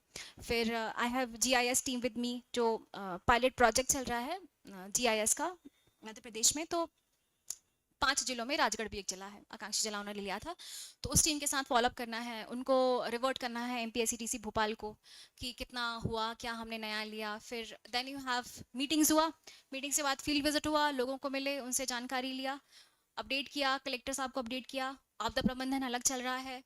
फिर ये सब करते हुए अराउंड 7:30 to 8 आप लौट कर आते हो, और उसके आने के बाद भी आपकी जो पड़ी हुई हैं फाइलें आप फिर उनको करते हो। और थैंक्स टू E-ऑफिस, पहले क्या होता था कि पहले ऑफिस में आपका काम खत्म हो जाता था, आपको लगता है फाइल फॉरवर्ड कर दी है, सर तक पहुंच गई है, लेकिन अब E-ऑफिस आ चुका है और गवर्नेंस सिस्टम में है, सो यू आर वर्किंग 24/7। अगर आप ऑफिस में नहीं कर पाए हो और आप उस समय फील्ड पे चले गए हो, it's a good thing also कि आप, आपका जो दिन का टाइम, अगर आपको किसानों से मिलने जाना है या कुछ भूमि विवाद है, कब्जा विवाद है, वहाँ डैम के पास कुछ प्रॉब्लम हुई है, तो आप वो दिन में ही जाओगे ना जब वो हो रही है।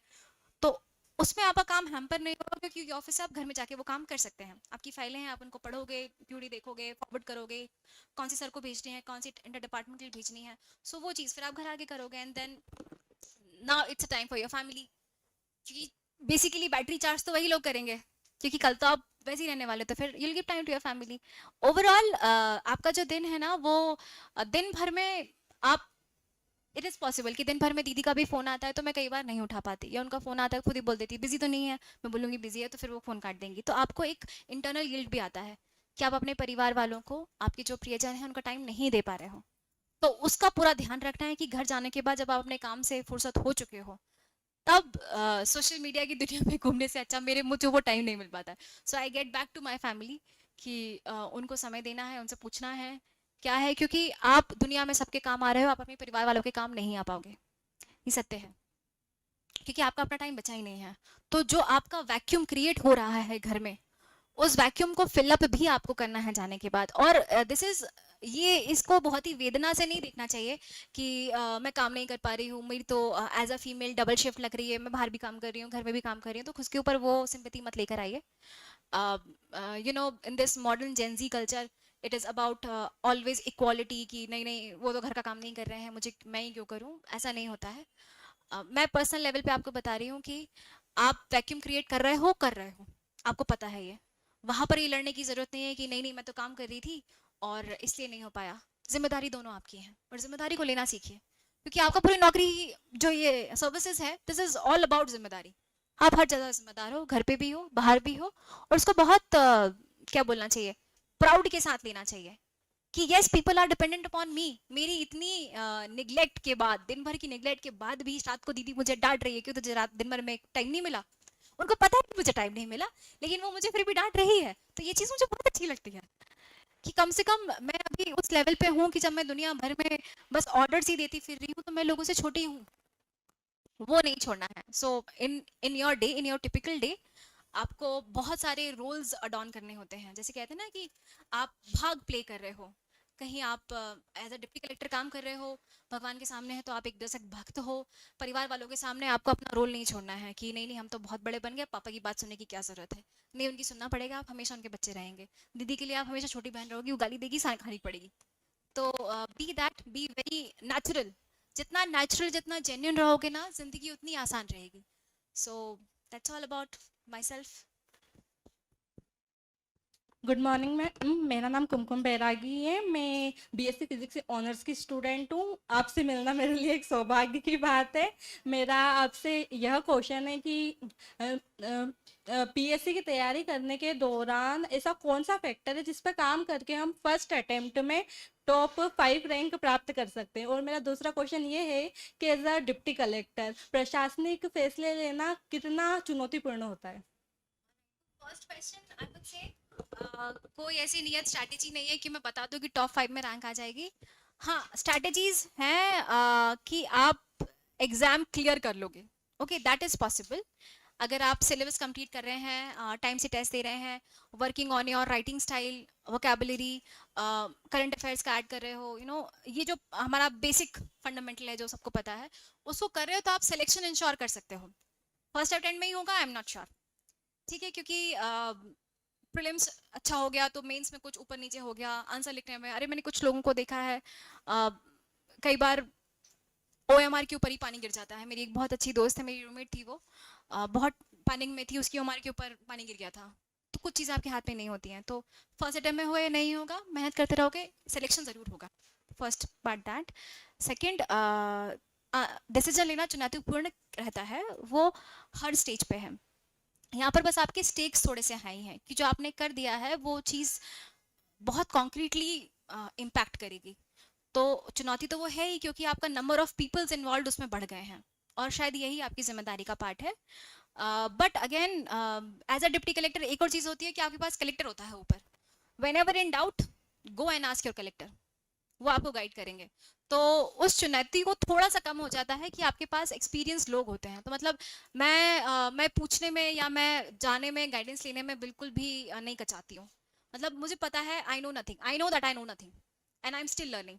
तो जिस भी मोमेंट मुझे फील हो रहा है कि यार ये तो डिफिकल्ट है, करना चाहिए नहीं करना चाहिए, सर आपका मार्गदर्शन चाहिए। सर निवेदन है, sir there is a humble submission, ADM sir को पूछो, डीएम सर को पूछो, आपको लग रहा है कि यू विल नॉट बिलीव, हमारे यहाँ के एक बहुत पुराने बाबू थे, वो तहसील कोर्ट में लीडर रहे थे, शर्मा जी। मैं एक चीज़ में फंस गई थी, तो मैंने बस ये पूछा कि सबसे जानकार आदमी कौन है, तो उन्होंने बोला कि मैडम वो 20 साल तहसील में रहे थे और उनको सब आना इनसाइड आउट पता है। मैंने कहा शर्मा जी का नंबर दो, बात कर लेती हूँ उनसे। तो डिसीजन लेने के लिए आप बड़ी पोस्ट पे पहुंच गए हो तो आपके डिसीजन इतने इंपॉर्टेंट हैं, उसका आपको संज्ञान होना चाहिए। आप उसको प्लीज कैजुअली मत लो कि जो मैं कर दूंगी वो तो सही होगा, ठीक है, सही बाद में आप करा लोगे। वो देयर इज दिस कोट ना कि डिसीजन लेने से मत डरो, डिसीजन ले लो फिर उसको सही करवा दो, वो थोड़ा सा ना बैकफायर कर जाता है, ठीक है। So don't do that, decision सोच समझ के लो, भले ही थोड़ा सा टाइम लेके लो। तो मैं टाइम लेके डिसीजंस लेती हूँ, डिलेट काम करती हूँ, सर बोलते हैं अभी तक नहीं हुआ, मैं sir I am still working on it. तो टाइम लो और उसके बाद में जो जानकार है उससे पूछते चलो, किसी से इन्फ्लुएंस नहीं होना है। बट सबसे पूछेंगे तो हो सकता है कि लोग 2-3 दे दें, है ना, तो वो भी नहीं करना है। तो आइडेंटिफाई करो कि मुझे ये चीज किस आदमी से पूछनी चाहिए, पूछने के बाद मंथन करो, समझो, फिर डिसीजन ले दो। और फिर डिसीजन ले दिया ना, फिर किसी और से पूछने मत जाओ, फिर बोल दो कि क्योंकि आपको ये कॉन्फिडेंस है खुद के ऊपर कि ये चीज मैंने ये सोच के ली थी, वो गलत नहीं होना चाहिए। बस दैट्स ऑल। वो डिसीजन ले दिया, उसके बाद पूरा जिला है देखेंगे, कलेक्टर साहब देखेंगे। मैं तो मोस्टली सब बोल सकती थी कि सर ये best of my knowledge and best of my abilities, मैं इस कंक्लूजन पे पहुंची हूँ। बाकी आप जैसा सीख समझेंगे, बोलते रिस्क ले सकते हैं, मतलब सर ले सकते हैं, कैलकुलेटेड रिस्क है सर, ले सकते हैं, तो ले लेंगे, काम करेंगे जिंदगी भर। सी गलत होने से नहीं डरना चाहिए, गलती होंगे ना, हो जाएंगे, संभाल लेंगे, किसी का नुकसान नहीं हो। अच्छा, गुड मॉर्निंग मैम।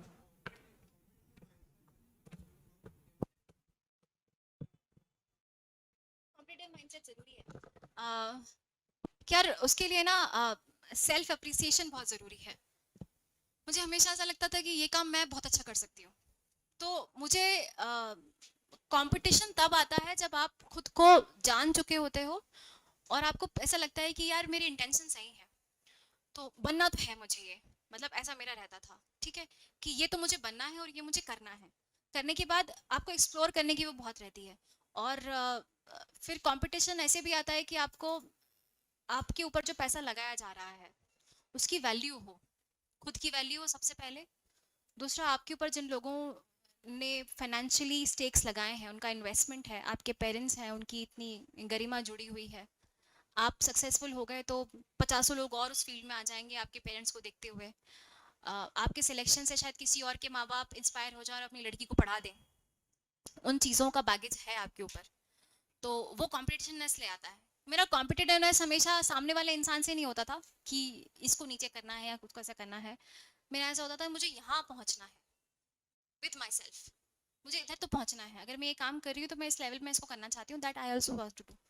सो वो डेवलप हो जाता है। खुद की वर्थ समझो, माँ बाप के एफर्ट्स की वर्थ समझो, पैसे का मोल करो, सब आ जाएगा, ठीक है। Good afternoon ma'am. मेरा क्वेश्चन मैम मेंस रिलेटेड था कि जब आप मेंस टेस्ट सीरीज या एग्जाम हॉल में भी देती थी तो वहाँ आपका टाइम मैनेजमेंट पूरा हो जाता था क्या, या आपके कोई क्वेश्चन जो आते हुए थे वो भी छूट जाते थे, तो ऐसा कभी आपके साथ हुआ हो? क्वेश्चन कभी नहीं छोड़ा, भले ही 4 लाइन लिखी उसको लिख कर आई थी मैं। अगेन वही चीज़ कि एक एक शब्द की वैल्यू है, एक एक लाइन की वैल्यू है, तो आता हुआ तो नहीं छूटा। टाइम मैनेजमेंट ये है कि शुरुआत में मुझे थोड़ी तकलीफ आती थी पेपर पूरा करने में, लेकिन वो ओवर टाइम, जैसे आपको दिन का 1 पेपर लिखना है, हाथ दुखेगा, आप अपने आप को दिन का 2 पेपर लिखने के लिए ट्रेन कर लो, तो 1 पेपर आप जल्दी लिख जाओगे। यूपीएससी मेंस वगैरह में लिख रही थी उस टाइम पे, तो दिन का 6 घंटा लिखना होता है। 6 घंटा लिखने के लिए मैं 9 घंटा लिख रही थी, जस्ट मेंस देकर आई थी, उसके बाद में ये वाला मेंस था।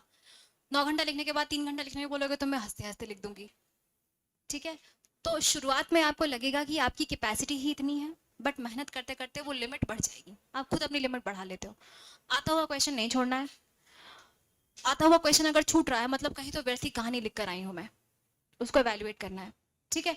और ज़्यादा से ज़्यादा लिखो, मतलब अगर आपको लग रहा है कि ये चीज़ लिखने के लिए मुझे 2 मिनट मिल रहा है तो उसको 1 मिनट 40 सेकंड में निपटाओ, 1 मिनट 50 सेकंड में निपटाओ, स्पीड बढ़ाओ। शब्द मुझे लग रहा है कि लाइनिंग वाइनिंग करने में गंदी राइटिंग हो रही है तो उसको इंडेंटेशन में लिखना स्टार्ट कर दो। Practice, it's all about practice. जी मैम, ऐसे कुछ 2 मार्कर्स क्वेश्चन रहते हैं वो पर्सनली रिलेटेड रहते हैं। जैसे प्रीवियस ईयर क्वेश्चन में एक बार क्वेश्चन आया था कि डेमोक्रेसी की डेफिनेशन उन्होंने according to doctor Bhimrao Ambedkar पूछी थी, तो अपन को एग्जैक्ट किसी राइटर या विद्वान के अनुसार वो चीजें नहीं याद होती, जबकि उसका जनरल मीनिंग अपन को पता होता है। तो ऐसे क्वेश्चन अपन को अटेम्प्ट करना चाहिए कि उन्हें अवॉइड करना चाहिए? करना चाहिए, जीरो से तो अच्छा ही है। दूसरा आप भीमराव अम्बेडकर साहब को जानते हैं? जी जी मैम। बाबा साहब क्या बोलते थे? बाबा साहब सबके इक्वल राइट्स की बात करते थे। जी मैम। तो आपको वेगली तो पता है कि बाबा साहब की क्या सोच थी। तो बाबा साहब लोकतंत्र के बारे में क्या सोचते होंगे, लिख सकते हैं 2 लाइन। जी ठीक हो गया तो तुक्का, नहीं हुआ तो पेज तो भरा है, आधा नंबर तो देगा। बस मार्क्स अप्रोच, मार्क्स लेना है कैसे भी, उनकी जेब से मार्क्स लेकर आना है मुझे, उसमें लग जाओ। और अगेन जब आप ये सहूलियत वाली पढ़ाई करोगे ना, पहले first second year of preparation, तो फिर आपको आंसर देख के समझ में आ जाएगा, क्वेश्चन देख के समझ में आ जाएगा। आपको लग रहा है कि बिल्कुल नहीं आता है, लिख दोगे 2 लाइन, 2 मार्क का ही तो है, ज्यादा से ज्यादा क्या करेगा, 0 देगा, वो तो वैसे ही मिल रहा था, लिख दिया, थोड़ा उनको सोचे कर दिया तो पता नहीं लगे 1 मिल जाए। एक नंबर पे पोस्ट चेंज होती है, कितना चेंज होता है आपको पता ही होगा। तो 7 मार्कर या मैम 11 मार्कर में ऐसा हो कि वो अपन को ज्यादा नहीं पता है, बिल्कुल ही वो नहीं पकड़ आ रहा क्वेश्चन, तो उसको फिर कैसे हैंडल करें कि अपन मिनिमम मार्क्स? खाली जगह नहीं छोड़नी है पहली चीज, उसमें इतना टाइम नहीं लगाना है कि आता हुआ क्वेश्चन छोड़ दें। आपको एक क्वेश्चन लिखने या करने में 2-2.5 मिनट जितना भी लग रहा है उतना टाइम लेके चलो, उतने में जितना समझ में आए लिख दो। आपको लग रहा है बिल्कुल ही नहीं रहा है तो 1.5 मिनट में निपटा दो, दूसरा आज संभालेंगे। आपको समझ में आ रहा है कि 2 मिनट सोचा तो भी इतना ही सोच पाऊंगा और नहीं लिख पाऊंगा तो छोड़ दो, प्रैक्टिस करते जाओ। और अगेन मैं खाली छोड़ने के एकदम खिलाफ हूँ। मुझे 100% पता है कि जिसने 1-2 साल तैयारी करी है उसको चीज़ों के बारे में इतना बेसिक नॉलेज तो होगा कि वो लिख सकता है। जी मैम। बैरी में लिख के जाओ, खाली कॉपी नहीं छोड़ो। 10 मार्कर के लिए मैम मैक्सिमम कितना अपन टाइम मान के चलें, कितना अप्रोक्स लेना चाहिए? 2 मिनट, 9 मिनट, 9 मिनट। नहीं वो तो अपने ऊपर डिपेंड, 5 क्वेश्चन है तो 9 मिनट। हाँ, और जब प्रैक्टिस करो तो 8 मिनट के हिसाब से करो, फिर उसमें लिख दो। और आपने जो मैम 5 पेपर है जीएस वाला, उसकी वोकेब कैसे तैयार की? क्योंकि उसमें कुछ आइडिया रहता नहीं है, कैसा क्या आएगा? मैंने बताया ना, मैं एक किताब पढ़ती थी, दीदी बता देंगे आपको वो वाली बुक, उनका राइटर का नाम भूल गई, वो मैं पढ़ती थी। श्रीवास्तव नहीं, वो केस स्टडीज वाली किताब थी, ओपी करके कुछ था। हिंदी की बात कर रहे हैं? हाँ मैम, हिंदी में जो वोकेब रहती है ना, तो उसका क्या? अच्छा, हिंदी पेपर, हाँ श्रीवास्तव मैडम वाली किताब थी, वही पढ़ती थी मैं। वो येलो कलर की किताब आती थी, येलो एंड रेड, वही पढ़ा था और वो क्या उसी से पढ़ी थी। दूसरा हाँ, मैं कीर्ति सर के लेक्चर सुनती रहती थी, पार्क में वॉक करते करते, इतने सारे पार्क हैं इसीलिए तो बनाए हैं, कान में लगाओ और उनका एक लेक्चर लगा दो, और तो वो आपको समझाएंगे कि देखिए ये जो व्याध है ये योग्य है, इसके अनुसार ये होना चाहिए, वो शब्द शब्द सब सुनती रहती थी मैं, तो वो बहुत अच्छा रहता था। फिर हम लोग बात भी करते रहते थे, लेकिन सोचते थे कि आज हिंदी में ही क्लिष्ट हिंदी में बात करेंगे, बात करते थे, तो बात करते करते शब्दों को यूज करने के बाद आप उनको भूलते नहीं है। तो मैम पीएससी के साथ साथ क्या यूपीएससी की तैयारी कर सकते हैं? दोनों एग्जाम्स का तरीका, रिक्वायरमेंट अलग अलग है, ठीक है। अगर आपने तैयारी स्टार्ट कर दी है पीएससी की तो फिर भटको मत, स्टेट सर्विसेज पूरा करो, ढंग से पूरा करो। उसका सिलेबस ऐसे मैम कंप्लीट हो चुका हो, अपन यानी उसके पीक पे हो, तो फिर किसका? पीएससी का मैम। पीएससी फिर पूरा करो, कितना ही टाइम, अभी तुम्हें बहुत सिलेबस ही कंप्लीट हुआ है ना, जी आधा थोड़ी है, डिफरेंस है दोनों चीजों में प्लीज। जी मैम। कोचिंग में सिलेबस खत्म होना और आपको सिलेबस आ जाना अलग अलग बातें हैं। तो पहले जब सिलेबस पूरा कर लिया है तो उसको कंप्लीट करो, नहीं तो ये अध कचरा छोड़ दोगे, फिर ये ऐसा रह जाएगा, फिर दूसरा पढ़ोगे उसमें भी तुम आ जाओगे, वो मत करो, इसको करो, इसको कंप्लीट कर दो, कंप्लीट करने के बाद फिर करेंगे। Okay, thank you ma'am.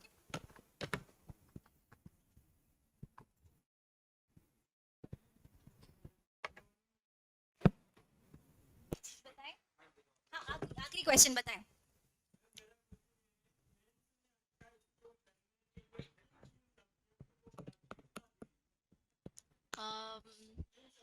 पहला पहला आपको जो अच्छा लगता है, मतलब जो आपको स्वतः ही आ जाता है, जैसे मुझे पेपर 3 में दिक्कत नहीं आती थी, पेपर 4 में दिक्कत नहीं आती थी, साइंस और एथिक्स वाले पेपर में, और इकोनॉमिक्स वगैरह मेरा आता था, तो उसको मैं मतलब उसका मेरा ऐसा रहता था जैसे क्वेश्चन छूटना नहीं चाहिए। हिस्ट्री और ज्योग्राफी में मुझे ये पता था कि ये लोग जो मुझसे जगह वाले सवाल पूछेंगे ना कि ये मंदिर कहाँ है, ये क्या है, तो वो शायद मुझे नहीं आएगा, तो मैं उसके ऊपर ना डिपेंडेंट नहीं रहती थी। वो सबके लिए अलग अलग हो सकता है, जिसकी मेमोरी अच्छी है, जिसने लूसेंट पूरा रट के रखी है, उसको अक्सर लगता होगा कि मैं पेपर 1 और 2 में भी नंबर ले आऊंगा। ऐसा मेरा ऐसा होता था कि मैं 3 और 4 मैं एक्सेप्शनली परफॉर्म करूंगी। 5वें में अबव एवरेज जाना है, छठा बहुत अच्छे से लिखना है, और 1 और 2 में दम लगा के लिखना है, जितना आता है फिर वो जितना दे दे। तो ये मेरा अपना था। आपके लिए अलग होगा कि आपको क्या चीज अच्छे से आती है, क्या आपका स्ट्रॉन्ग पॉइंट है। स्ट्रॉन्ग पॉइंट में नंबर नहीं छूटना चाहिए, वीक पॉइंट में अबव एवरेज परफॉर्म कर जाना है। तो मेंस ओवरऑल 6 का सम है, आ जाता है score. Okay, hello ma'am, myself Riya Goyal. First of all तो थैंक यू सो मच जो आपने अपना इतना कीमती वक्त हम सबके लिए निकाला।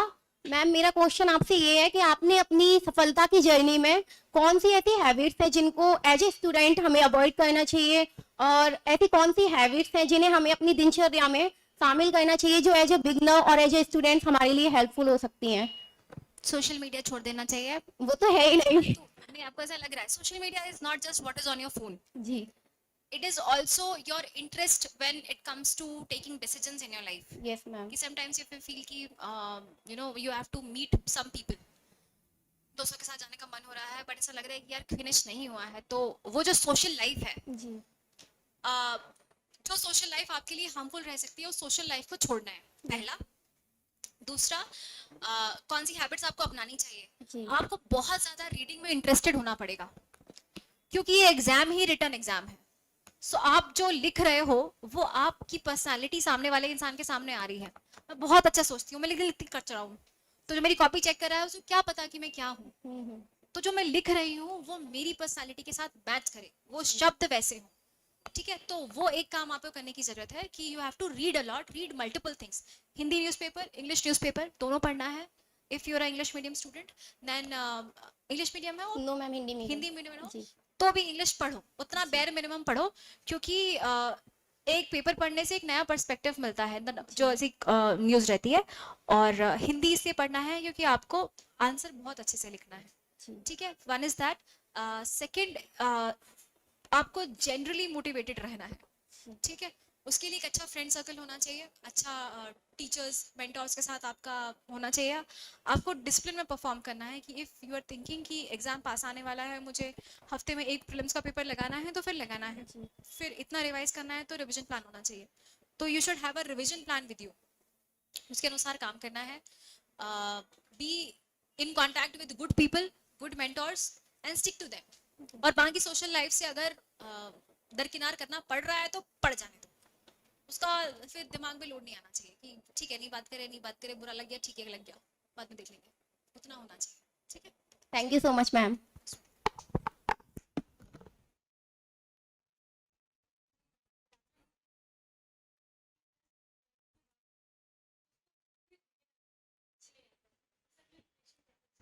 आपको क्यों लगता है कि आपको कुछ नहीं आता? 10वीं से नहीं 12वीं तक की जो एनसीईआरटी है या जो बेसिक करिकुलम है, उसी पे तो हम सिविल सर्विसेज की तैयारी कर रहे हैं, ठीक है। और आपको हाँ क्वेश्चन का जो क्या बोलना चाहिए, आपकी जो राइटिंग स्ट्रैटेजी है शायद वो उतनी अच्छी नहीं होगी, बट आपको बेसिक जो नॉलेज है वो आपको अभी भी आता है, आपको बस उसको मिला के लिखना है, ठीक है। तो वंस अगर आप 12th क्लास के बाद ही स्टार्ट कर रहे हो तो एक चीज़ का ध्यान रखो कि आपकी जो तैयारी होनी चाहिए उसमें क्लास के नोट्स को और जो क्लास में पढ़ाया जा रहा है उसको ग्रास्प करना है। उसके बाद उसकी जो रेफरेंस किताबें हैं वो पढ़नी है, ठीक है। और तसल्ली से पढ़ना है। वो बिगिनर का अप्रोच रहता है कि बिगिनर अप्रोच है कि हर चीज़ को तसल्ली से पढ़ेंगे, डेप्थ में जाके पढ़ेंगे, जो पढ़ाया जा रहा है उसको याद भी रखेंगे और रिलेट करते जाएंगे। और 6-8 महीने दिमाग नहीं लगाना है, क्योंकि 6-8 महीने तक हम खुद को ना जज करना बहुत जल्दी स्टार्ट कर देते हैं कि मेरा टाइम जा रहा है, कि वेस्ट हो रहा है, कि टीचर अच्छा नहीं पढ़ा रहा है। 6-8 महीने कुछ नहीं सोचना है, क्योंकि कोई भी चीज़ बनने में ना समय लगता है, तो उतना टाइम देना है बिगिनर को। बिगिनर को शुरुआत में पेशेंस नहीं खोना है, रेस्टलेस नहीं होना है। 6-8 महीने कुछ निकल के नहीं आएगा। वो चाइनीज बैम्बू वाली स्टोरी की 3 साल तक इतना ही था, एकदम से फिर 1 मीटर बढ़ गया, तो वो वाला रहता है। 6-8 आपको शुरुआत में ऐसा लगेगा कि कुछ हिल ही नहीं रहा है, समझ ही नहीं आ रहा है, बट बाद में आपको जब आंसर लिखने बैठोगे ना तो आपको लगेगा कि हाँ क्लास में बताया था उस चीज़ को ऐसे लिख सकते हैं। सो तब डिफरेंस दिखना स्टार्ट होगा। तो अभी just go with the flow.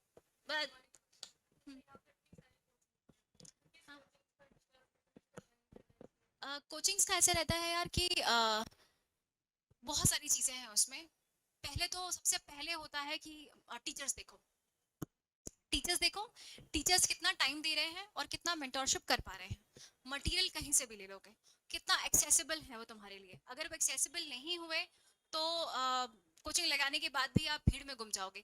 Always see कि कितने बच्चे हैं बैच में। यदि 200-400 को एक साथ बिठा के पढ़ाया जा रहा है ना, तो इंडिविजुअली एक पे ध्यान नहीं जाएगा फिर, और फिर क्या होगा, आप उसमें गुम हो जाओगे और आप जरा सा डिवेट हुए तो टीचर्स का ध्यान भी आपकी तरफ नहीं जा पाएगा। वो हर टीचर क्या करता है, अपने उसके 10-20 बच्चे ऐसे दिख जाते हैं उसको कि जो रेगुलरली आ रहे हैं, पढ़ाई कर रहे हैं, पूछ रहे हैं, वो हर बच्चे से उसके बाद पूछेगा भी नहीं। वो नजर में आपको आ जाना चाहिए कि आपका 1-to-1 किसी के साथ कम्युनिकेशन चल रहा है, उतना कर लेना चाहिए। फिर मटेरियल में आई वुड से कि सब लोग लगभग सेम तरीके से ही आजकल कर रहे हैं। आपको जिसका मटेरियल पढ़ने में आसान लग रहा है, आपको अच्छा लग रहा है, वो मटेरियल ले लो। रेफरेंस बुक्स तो सबके लिए कॉमन है ही।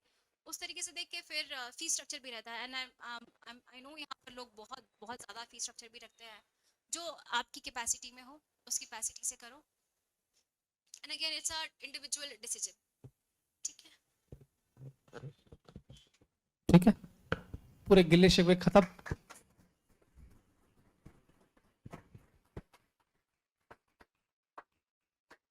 तो ये इंटरेक्टिव सेशन कैसा लगा आपको, है ना? कुछ सीख के जाएंगे, कुछ नोट डाउन किया कि नहीं किया आपने?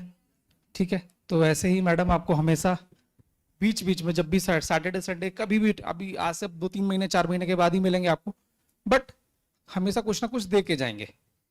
वो जो पिछले 3-4 महीने में आप वो कुछ सीखेंगे, वो आपको प्रैक्टिकल चीजें जो दिखते हैं, लिखा है बियॉन्ड द लाइफ, आपके पास कैसे कैसे जीवन आपने जिया, वो सब कुछ आपको धीरे धीरे आपको शेयर के रूप में मिलेगा। और ऐसे ही एक बात और भी, सबकी जर्नी अलग अलग है दोस्त, है ना? आप मैडम से सीख सकते हैं, काम की चीज सीख सकते हैं। हो सकता है आपका कुछ पैटर्न अलग हो सकता है, और वो चीजें सही बैठ गई तो बहुत अच्छा हो सकता है आपकी लाइफ में। ठीक है, तो thank you so much madam, और मैडम के लिए शुक्रिया कि आपने समय निकाला। ठीक, स्पेशली कल रात में राजगढ़ से स्पेशली आपके लिए आए थे कि शनिवार और रविवार का समय।